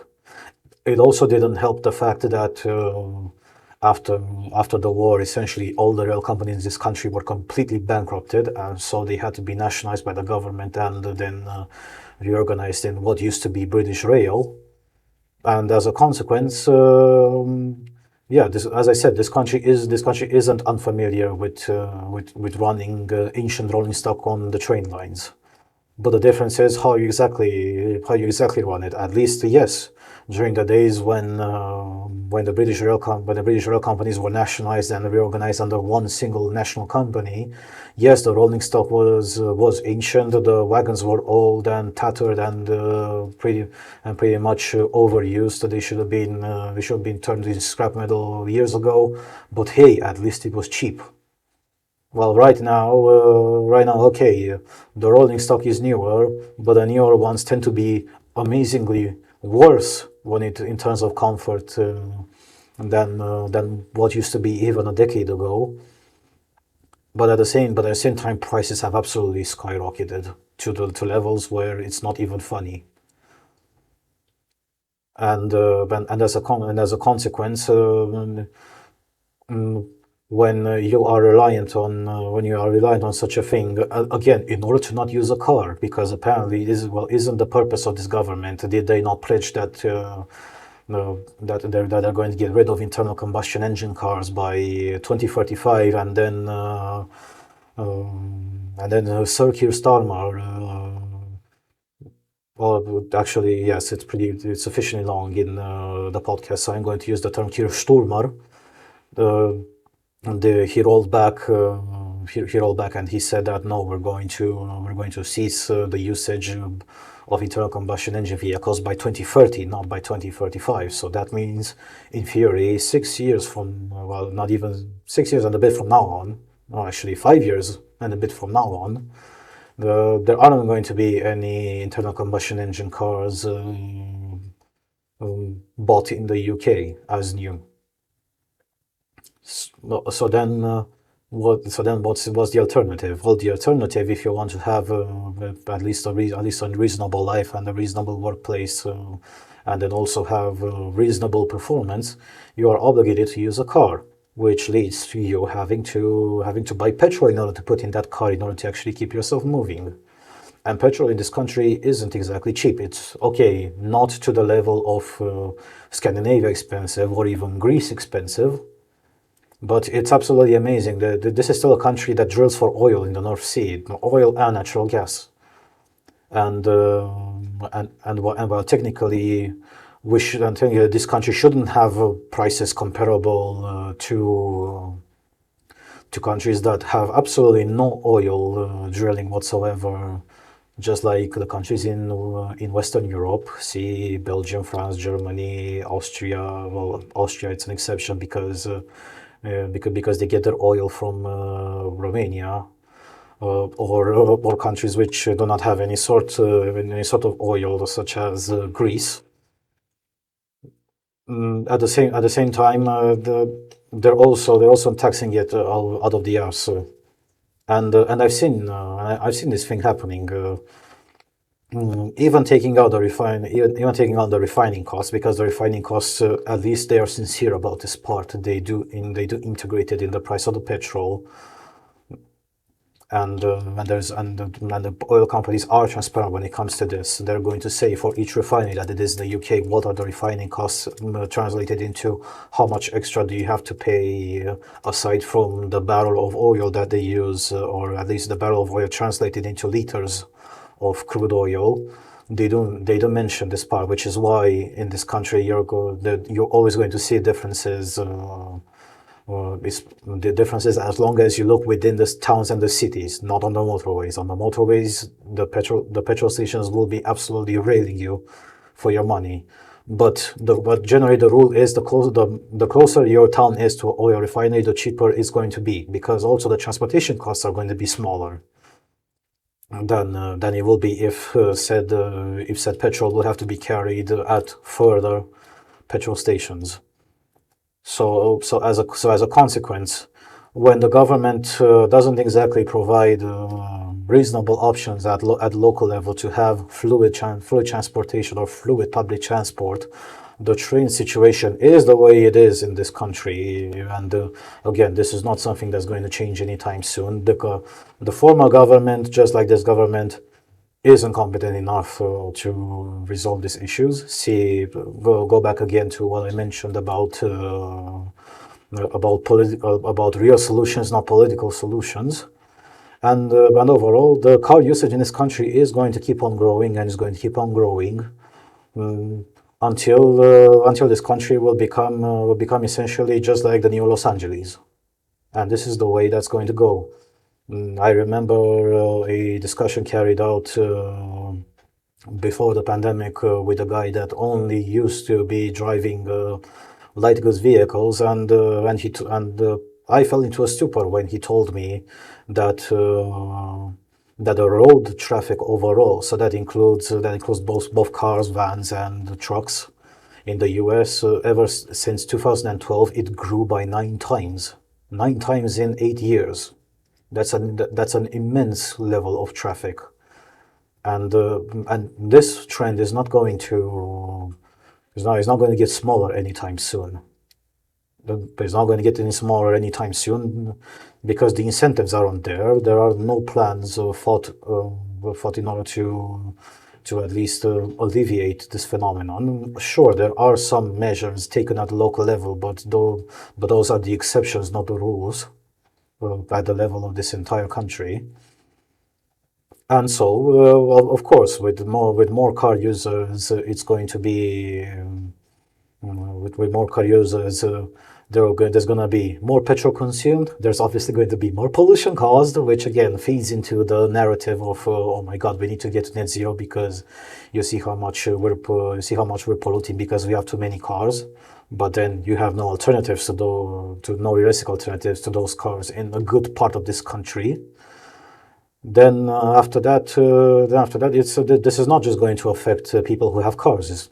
How do you think it's going to affect the transportation sector, which again, this is going to affect both the road transport and road transportation, but also rail transportation.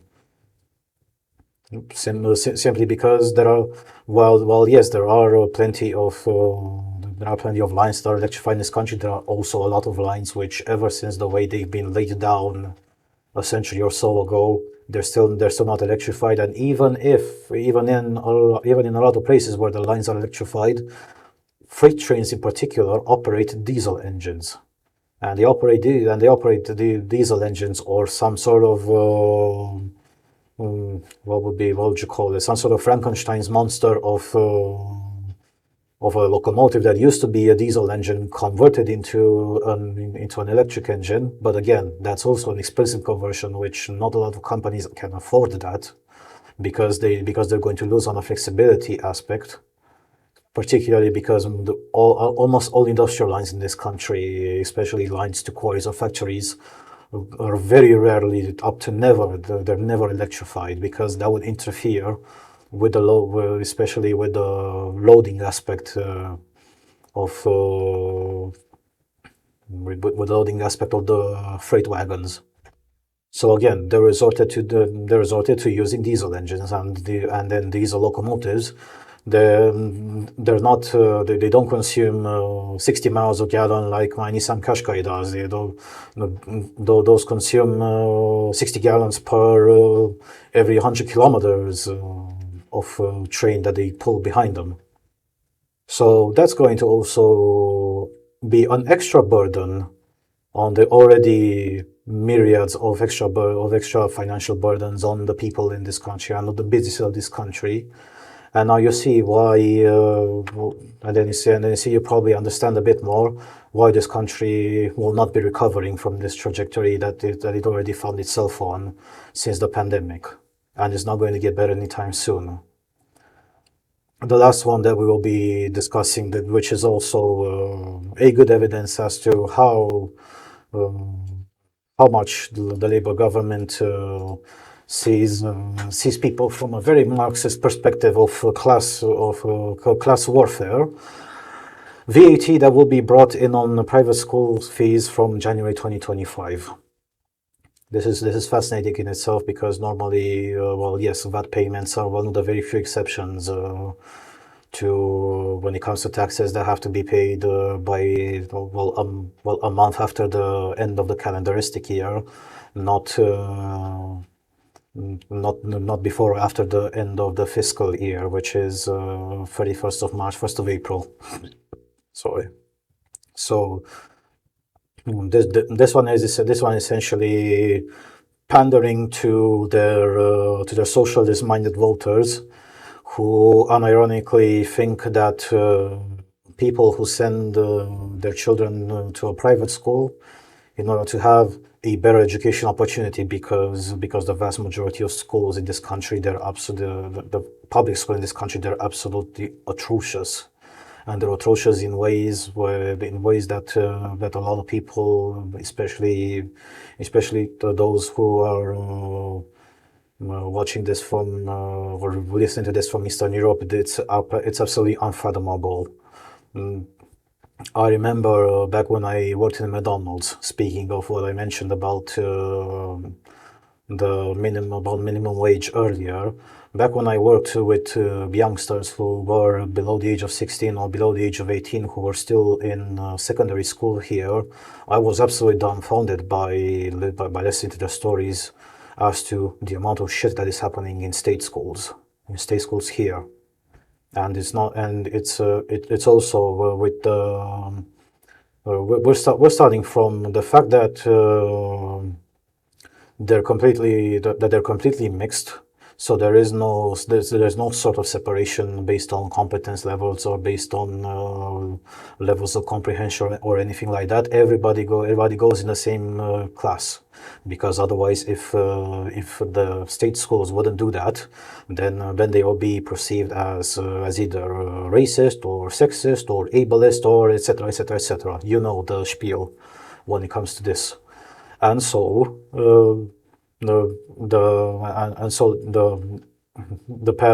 parents of the kids who actually wish to and do have either the capacity or wish to sacrifice a good chunk of their income in order to provide a better educational opportunity for their children, just like how I think that every parent should. But again, what do I know? They send their children to private schools, and yes, there will always be this discrepancy between education levels in private schools. And here I'm not talking about private schools like Eton College, because Eton College is an exception. Is an exception in this country. There are, if I remember, 20-ish. 20-ish private schools similar to Eton College in this entire country. And trust me, the vast majority of people do not afford that. The vast majority of schools considered private here, they are somewhere between, depending also on the area where you live in, and depending on also of the income levels of the people in the area that you live in. Generally, private schools cost around 2,500 to 5,000 pounds a year. Let's just say this is the average of normal private schools. Of course, private schools are like any business. They're based on levels. You have the cheap private schools. They're going to have slightly more expensive private schools, and then there are going to be different motivations as to why those private schools are more expensive. Just as I said earlier, they're going to be the private school may be in an area like, for example, Surrey in the southwest of England. Where that's a place where the prices of houses they're amazingly even bigger than the houses in London and the houses in central London, and that's because a lot of people who have a lot of money move there, and especially a lot of people with old money move there and live there. So of course, the prices are dictated also by the income of the people that live there. But let's just remain on this topic. So when you have an average family, say a husband and a wife who altogether earn about say 40,000 pounds a year gross in total, and after taxes, after taxes and personal allowances, they're going to be remaining with about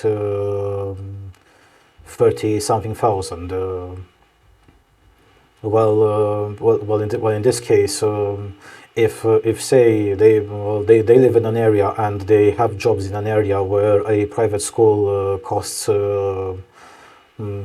say the upper amount of 5,000 pounds a year, what are you going to do when you're going to implement the 20% VAT on them? Well, let's just make here a quick calculation. Multiply by 1.25. You've automatically added, you as a government, another 1,250 pounds extra that they have to pay for absolutely no reason. And on top of that, this is one thing that the article truthfully doesn't mention, because this was an article that appeared right after the budget was presented. A lot of scaremongering, especially on leftist and labor ass-kissing media in this country, where apparently there have been, truth be told, singular cases in the more reputable and high-ranking private schools in this country, where their parents, anticipating the change in this law, what they did was, and also those people having quite a lot of money themselves, what they did before the government will implement this VAT on private tuition fees for private schools, what they did is that they essentially prepaid their children's entire schooling. So if, say, for example, they had a kid in grade 1, and then they wish for him to continue all the way into grade 13, which will be the last year before they would go to university, they paid absolutely everything up front. And so there have been some geniuses from the press, and also some lower level donkeys from His Majesty's Revenue and Customs, who went up in arms and saying that, oh no, well, this is tax avoidance, and this is unfair towards the people who cannot afford this. What do you mean you paid for everything? Well, we're going to be going and verifying your financial now, because you're tax avoiding by prepaying 13 years of education. This is the mentality level in the government, sadly. And again, all this bullshit, which yes, I humoristically caricaturized a few moments ago. This is the mentality, but at the same time, these muppets from the government, especially the ones from HMRC, who are also representatives of the government and one of His Majesty's government, who, by the way, he went to 2 private schools. Imagine that. But again, he's the sovereign, and he comes from the royal family, and the royal family has a special tax status in this country. So of course, he's not going to find what is discussed absolutely at all relatable. As a consequence, they have to be remembered that tax avoidance in this country, in the way it is defined legally, yes, it is immoral, but it is not illegal. And scrutinizing and providing extra scrutiny, or imposing extra scrutiny on a person because they do have, thankfully, the money, and good for them for having the money, of being capable of avoiding such malarkey, of essentially paying a fifth extra for what in the end? A fifth extra for VAT? For something that's already inherently expensive? It's not like those people who have the capacity to pay upfront for the entire education of their children, or at least for a good part, as much as possible, as much as they can, for the education of the children. They're not like the people who would be looking and complaining at how much VAT is for general consumables and then for general things which have VAT applied on them. They're not those sort of people. But congratulations, now you made them to be. And personally, this is also another aspect. This is going to be the last point, because I know that in closing, well, we're going to have one last article, which will be relatively short, and to end this very long podcast on at least a positive note. Let's get back to the beginning. This will be the last point when this really lengthy discussion about the budget and the shit that it is in it, and the entire mentality behind it. Let's see. Here it says that Rachel Reeves says the UK voted for change and the Labour government has a mandate for a decade of national renewal. Well, excuse me, but as far as I remember, the parliamentary mandates for local elections, they're not for a decade. They're for 5 years, if I remember correct. Yeah, the average mandate of a member of the parliament and of the parliament overall is a maximum of 5 years. How exactly can you make from the very beginning such an absurd projection that but Labour is going to be leading the UK for the next decade? Are you sure about that? Are you really sure about that, or are you this so deep with your head up your arse in order to believe, unironically, that you may survive, that your government may survive as a majority in the House of Commons for an entire decade? That means okay, this one may be possible, but what guarantees do you have exactly that that coming the next parliamentary election in 2030, no, in 2029? How sure are you that you're still going to pretend that you're going to win the majority then as well? Again, here I'm going to go back to the earlier article which I read about the Germans and how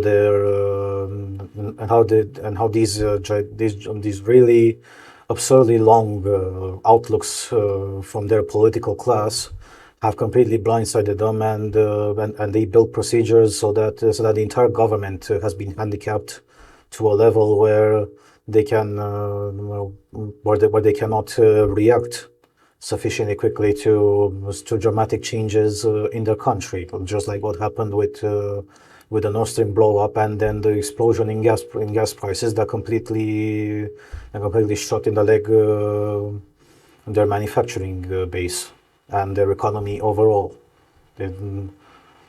This is an absolutely arrogant statement, and I'm pretty sure that Labour believes that.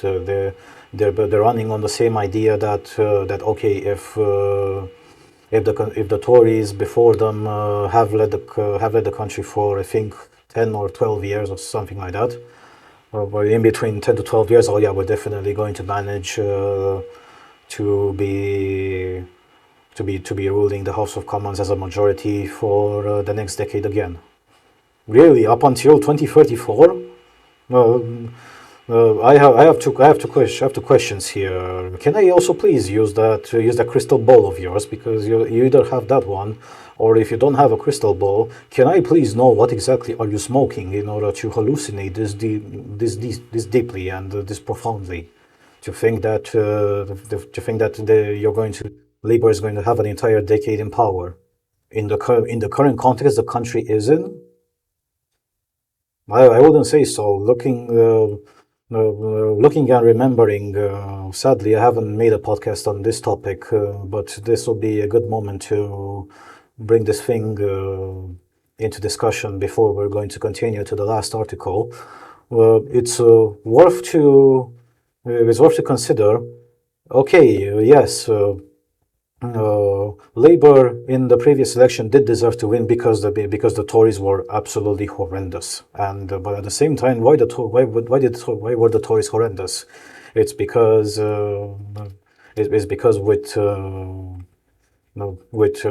pushing Rishi Sunak, who also represents Indian IT business lobbies through his wife, who happens to be richer than he is, amazingly enough. That's absolutely incredible, understanding how Indian society is like. Um, okay, that was the problem, and the Tories paid the price, and good for them. And in this case, congratulations for Labour for exploiting for exploiting that situation to the max, and making the Tories lose. Making the Tories lose, because at the end of the day, the Tories who were in control of the parliament were the ones that called for early elections. Well, congratulations to you, but have you also looked at the substrate aside from the bipartisan, well, not aside from the bipartisan, aside from the two-party fight, I mean, between you and the Tories? Have you looked in what direction the smaller parties have gone into? Just like how I said that the third party the third parties in the U.S. Have caused some losses in votes for the Republicans.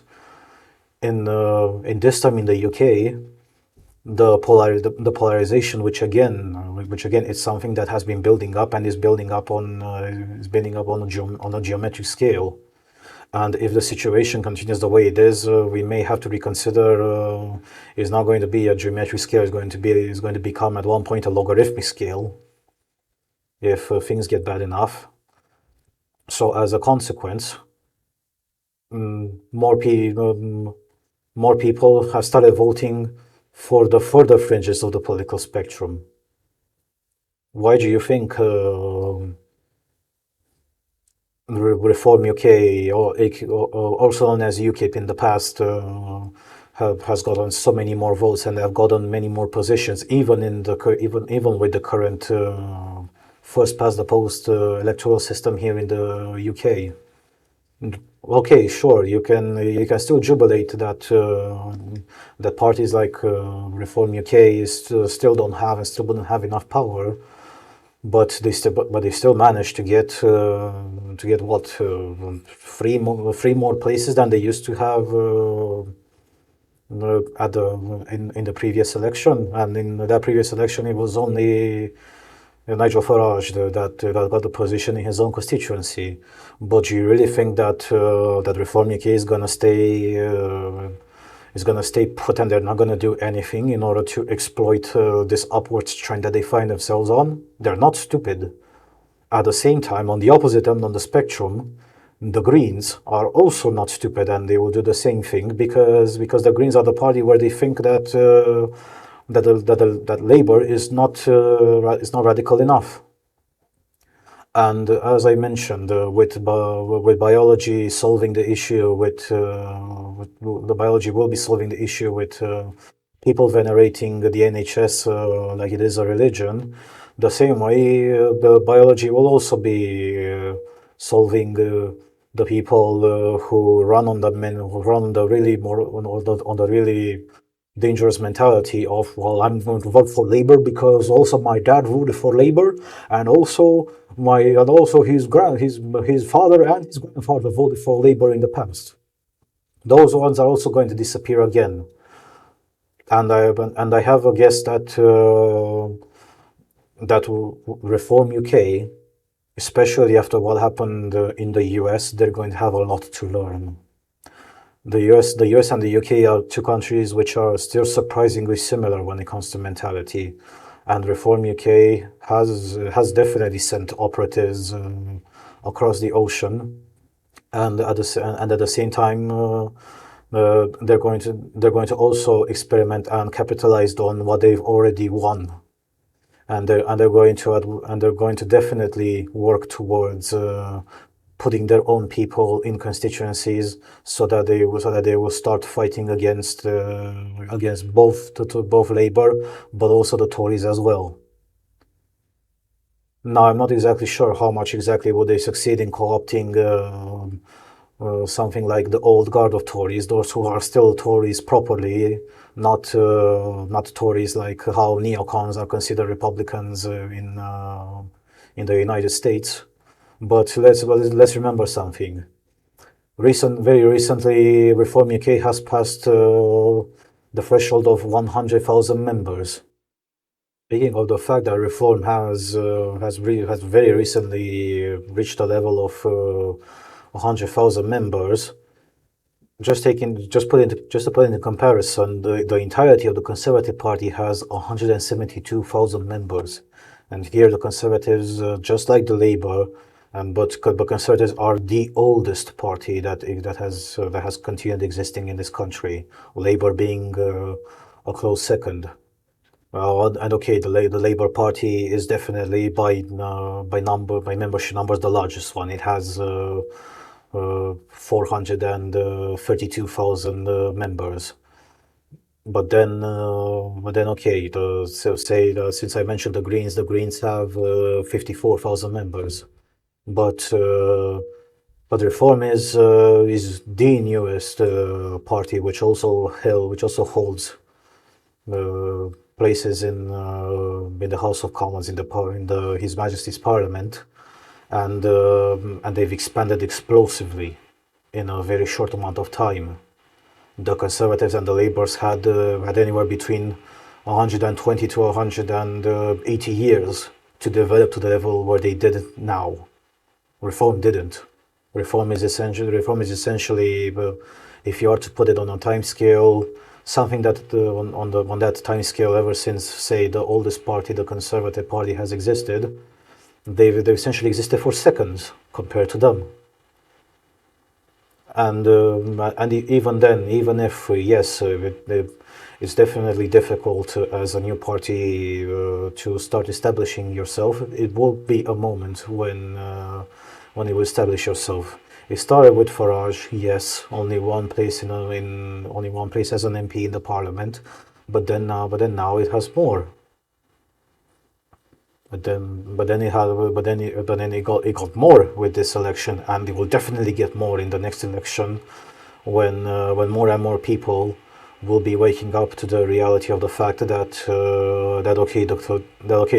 the Tories were bad, but holy shit, with Labour is going to be so much worse. And for those people, I guarantee you that venerating at the altar of the NHS is so much lower on their priorities, because a good bunch of people are conscious of what I'm conscious and what I'm telling you also as well. The system is a black hole, and so that's definitely not a unifying aspect. So as a consequence, I just can't wait to see. You can timestamp this, you can cut it, and then you can save this certain statement somewhere and revisit it in 2029 or in 2034, and then you see if and you can make fun of me if I will still be making this podcast in that moment. How much was I right or how much was I wrong? Now, for the last article of the podcast, and in order to keep it closing on a positive note, initially this would have been a good idea to put it in a previous podcast if I were to do it, almost 2 weeks ago. But considering what has happened in the US, this is definitely a perfect moment to be visiting this article, albeit a older article. The American Conservative. Javier Milei abolishes the Argentine IRS. Based. Argentina's President Javier Milei announced Monday that he would shutter the Federal Administration of Public Revenue, the Argentine equivalent of the US Internal Revenue Service. The institution will be replaced by the Agency of Customs Collection and Control, with a new structure reorganized to increase the efficiency of customs and tax administration. As part of the restructuring, the government will eliminate 34% of the current AFIP workforce, which it estimates will save the nation some $6.5 million annually. In addition to cutting staff positions, the government will also adjust the salary structure for the new agency. This includes dramatically reducing the salaries of top officials in the tax bureaucracy, whose pay has ballooned far higher than most positions in the Argentine government. The director of AFIP was receiving a salary equivalent to more than $365,000 a year, that's US dollars, mind you, an astronomical figure in the South American nation. The new director of Arca will receive a salary equivalent to that of government ministers, approximately $50,000 annually, a cost reduction of more than 86%. Also to be eliminated is the system of incentives known as the account ranking, in which a certain proportion of tax revenues is distributed among the employees of the administration to reward the effective collection of taxes. The arrangement made AFIP employees some of the best paid in the government, but also provoked resentment from citizens and contributed to its large budgetary footprint. The reform also has a political angle. The president's statement notes that the reform will eliminate 3,155 agents who entered AFIP in an irregular manner, including the previous Kirchnerist government, totaling 15% of the current staff.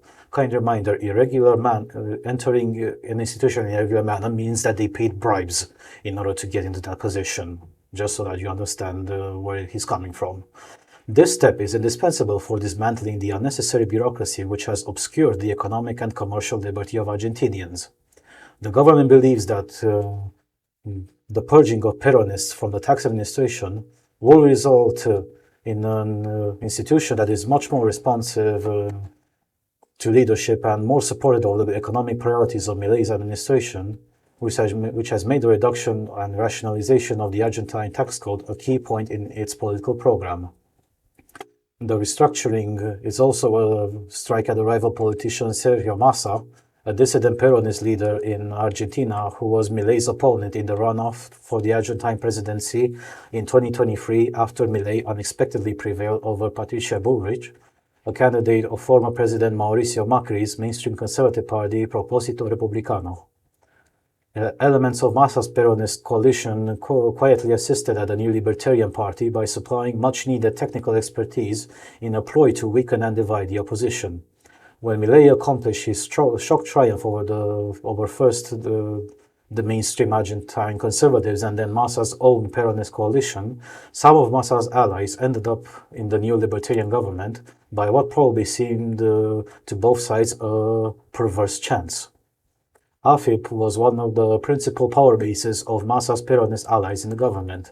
Now that the Libertarians have had the chance to accumulate experience in governing and acquire a significantly larger pool of allies and accomplices to draw from, Milei is apparently taking the opportunity to eliminate this liability and strengthen the hand of elements more inclined to cooperate with him and support his political objectives in the long term.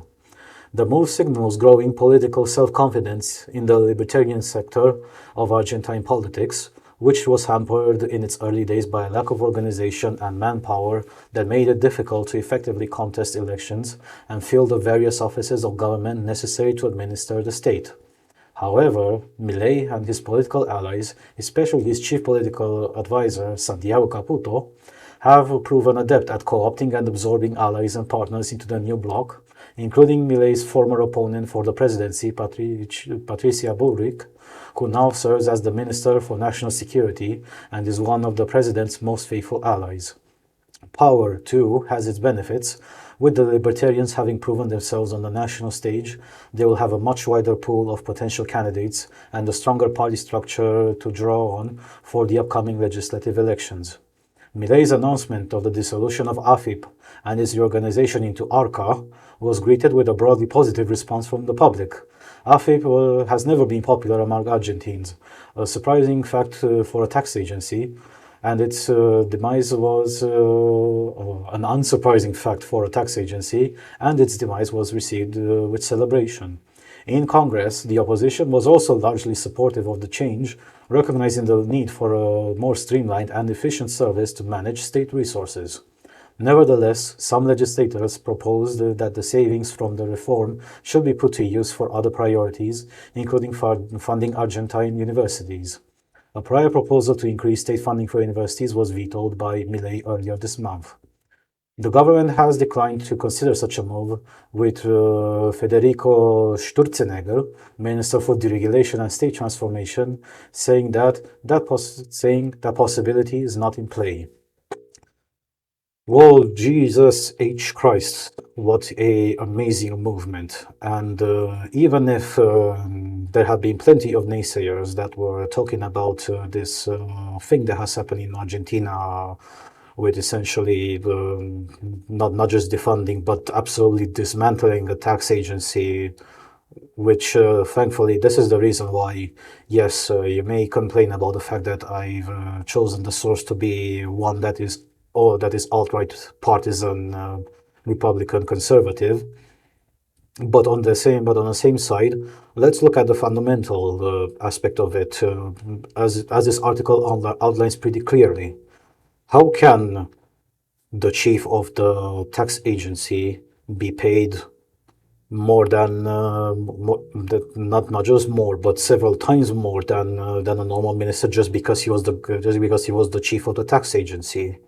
And in a country which has been perpetually as bankrupt as Argentina has been for the past decade, and let's be honest, Argentina has had some sort of socialism in one way or another for almost 60, if not 80 years. It's amazing that on top of that, it experienced its first budget surplus without having to resort to financial machinations such as borrowing again from external markets by selling bonds or letting the money printer at the central bank go brrr.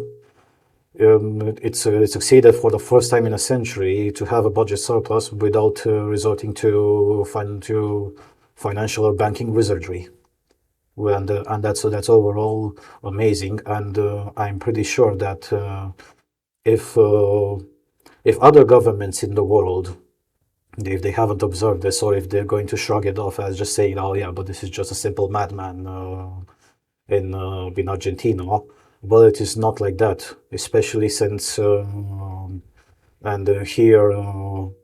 Lucian's trip in Argentina has been particularly insightful.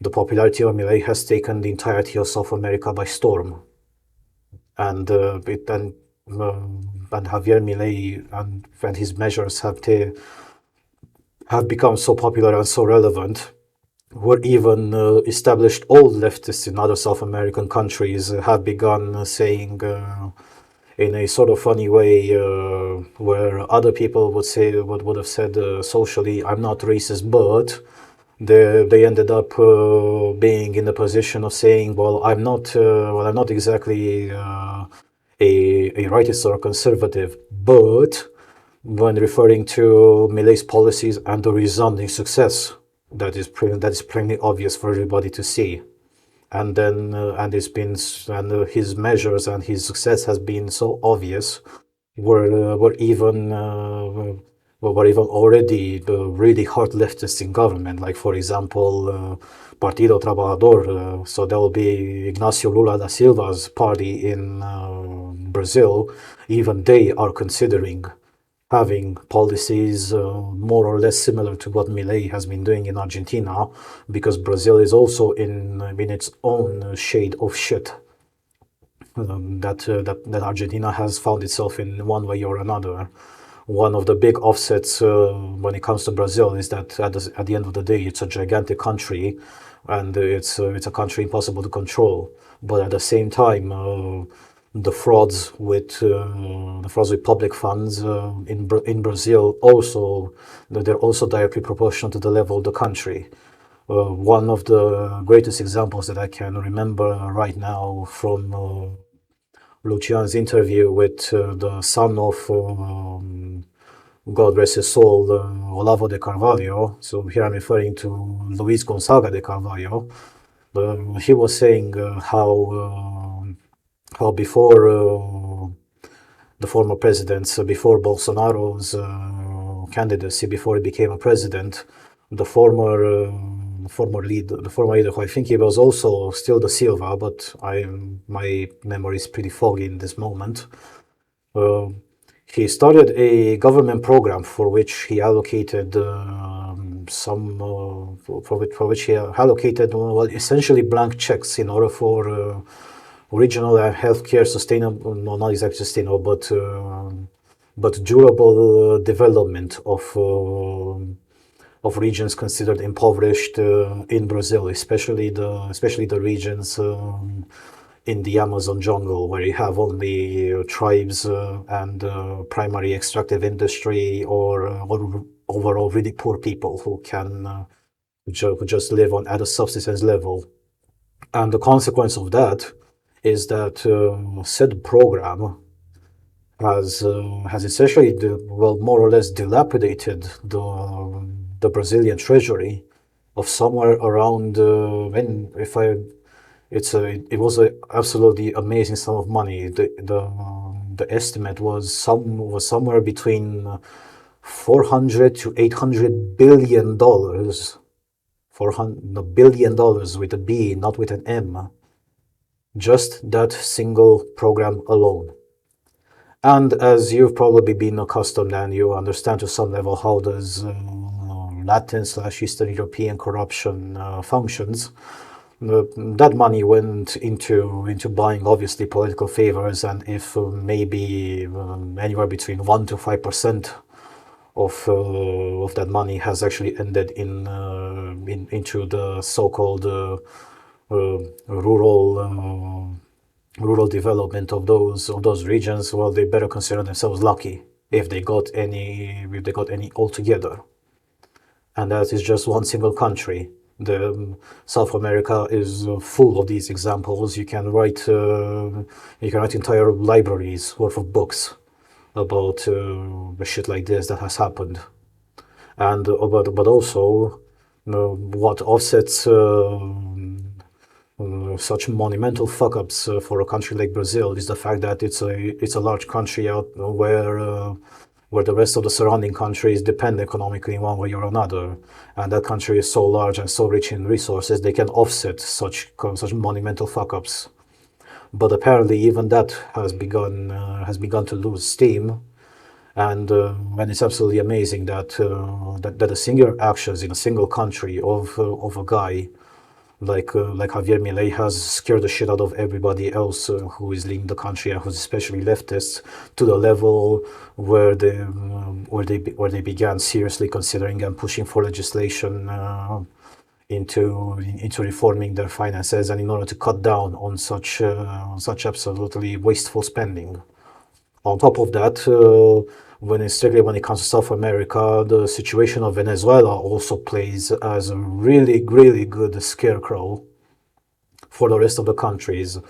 And yes, of course, the countries which are closest to Venezuela are the most scared into applying leftist measures, having seen the way Venezuela ended up. Venezuela, just like Argentina. It used to be some of the top 10 countries for many decades up until the 1950s, 1960s, up until they went full leftist, and then the decline was pretty sharp and pretty dramatic. And the only difference is the way that it happened. When Hugo Chavez came to power, and then the system became de facto a communist country. The country still had it good because it still benefited from a lot of inertia from the past, and a lot of economic deals with other countries. Plus, it was also a country which absolutely wasted its money and did not develop anything else. And whatever it developed, it nationalized quickly, and then it completely bombed the companies into being absolutely inefficient. That's why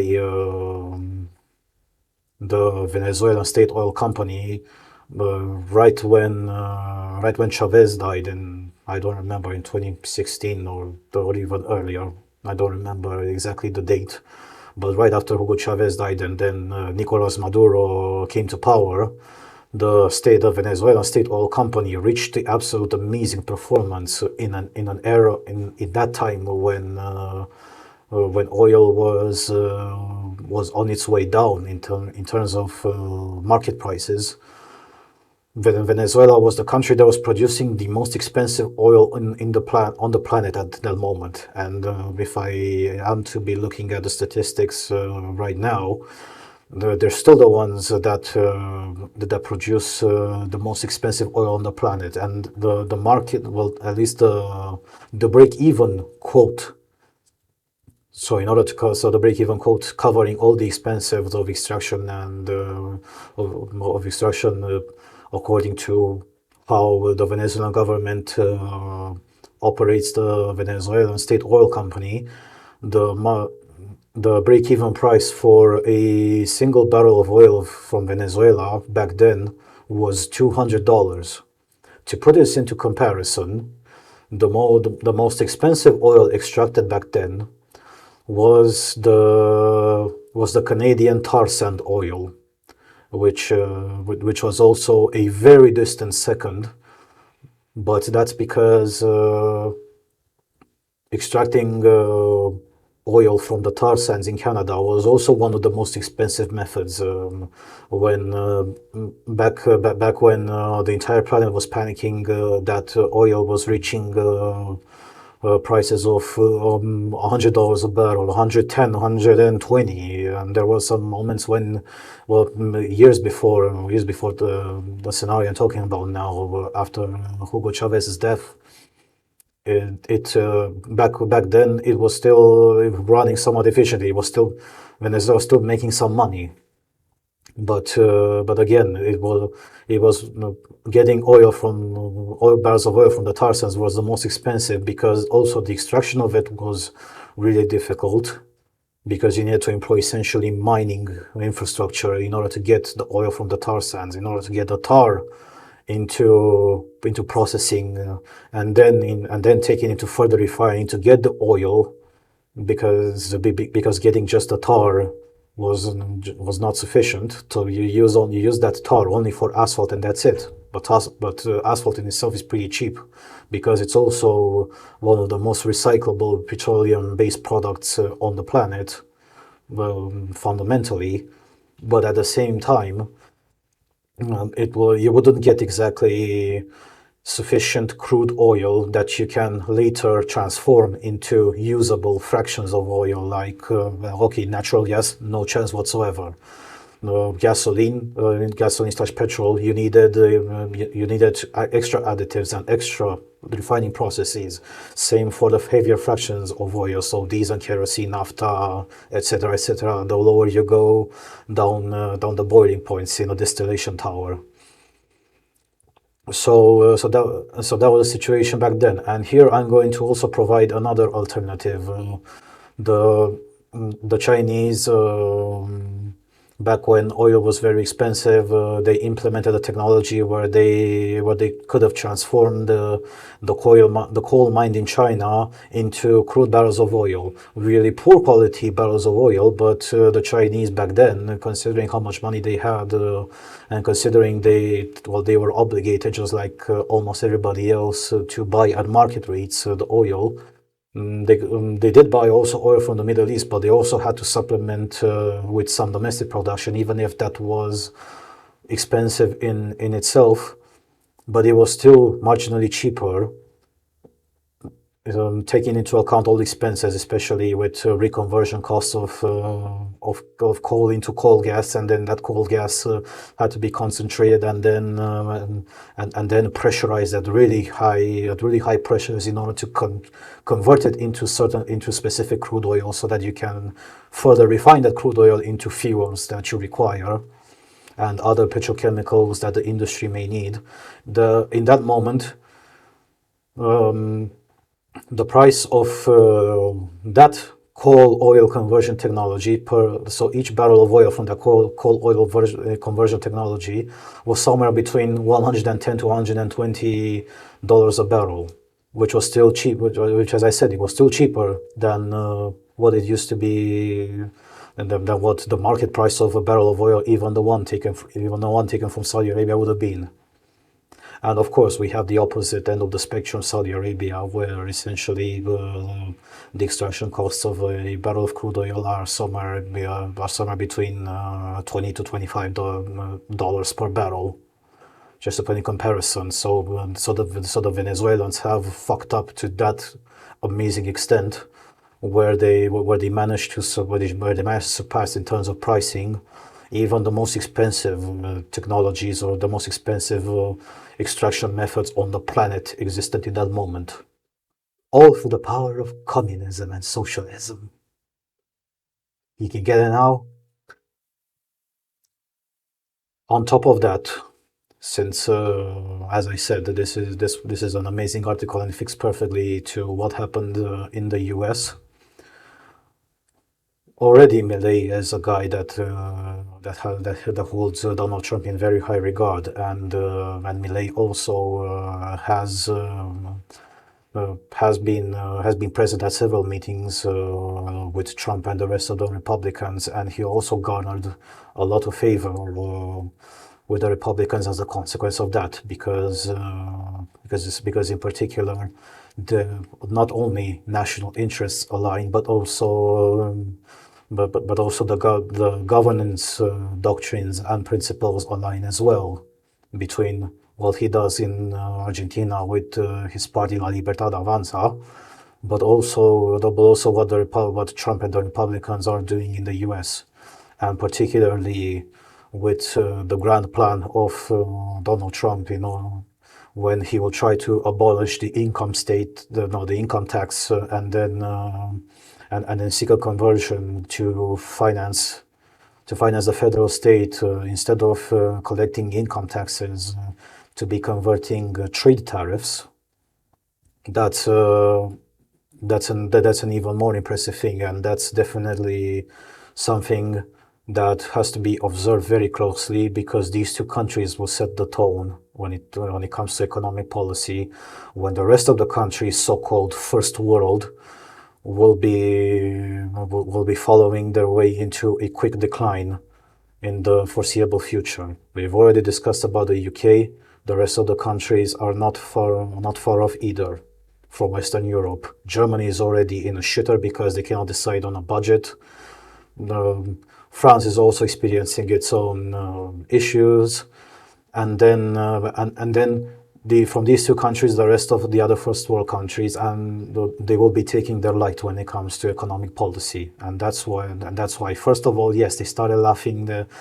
Trump wants to bring back tariffs. That's so last century and beginning of last century, or the way Javier Milei was perceived. Oh yeah, it's that madman with a chainsaw that wants to make Argentina great again, like a sort of mini Trump. Well, apparently he's having success, and his success is just growing, just like Trump's success has grown to the levels, and it will remain to be seen, truthfully, what will be happening in the U.S., but also in Argentina. However, these examples are not to be ignored, but particularly here, I'm talking specifically to people who live in Central Europe and in Eastern Europe. Pay very close attention to what's happening in Argentina, because Argentina, the way it is as a country, the strategies that succeeded in the case of Javier Milei, they will also be successful in one way or another in your countries as well. Pay great attention to how he's working, pay great attention to what he's doing, and pay great attention to the results, because these are your powers in the foreseeable future, when the leftist / social democrat establishment will be going on its way out at one point. It will take a while, it depends on what country we're discussing about, but be sure that every cycle has its end, and every end will be coming for establishmentarians in one way or another, because generations change, the historical and cultural context change. And in that moment, if you're not in the position to be preparing for you to work to take the reins back, you're going to leave a vacuum there which will be occupied by even more insidious people. And if you care about your well-being and the well-being of your country and of the well-being of your citizens and of your people, you will have to be prepared to counteract those radicals. The polarization isn't working in only one direction, in your direction. It's working in both directions. Both sides of the political spectrum are getting more radical. First of all, in the moment that you will see a sort of political deadlock, see, for example, the case of Bulgaria, which hasn't had a government for more than 3 months in the past 3 years or 4 years, and they've already gone through 6 election cycles, and there's no end in sight for that thing to be ending anytime soon. Romania is in a position of following suit to what's been happening in Bulgaria. And then you have establishment parties who have been way too long in power, but at the same time, the alternatives, whether they present themselves as singular parties or as grand coalitions, see, for example, the case of Hungary, these will always meet their end.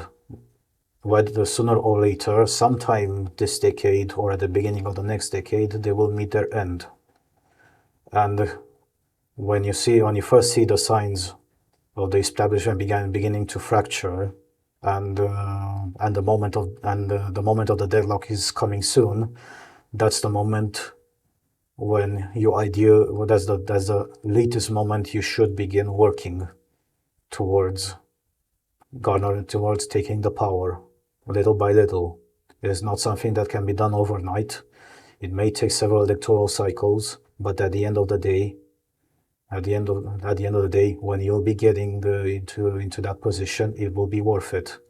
But if you don't, there will be others in your place, because the vacuum will always have to be occupied by somebody, and you definitely do not want for that vacuum to be occupied by somebody worse that has already been before.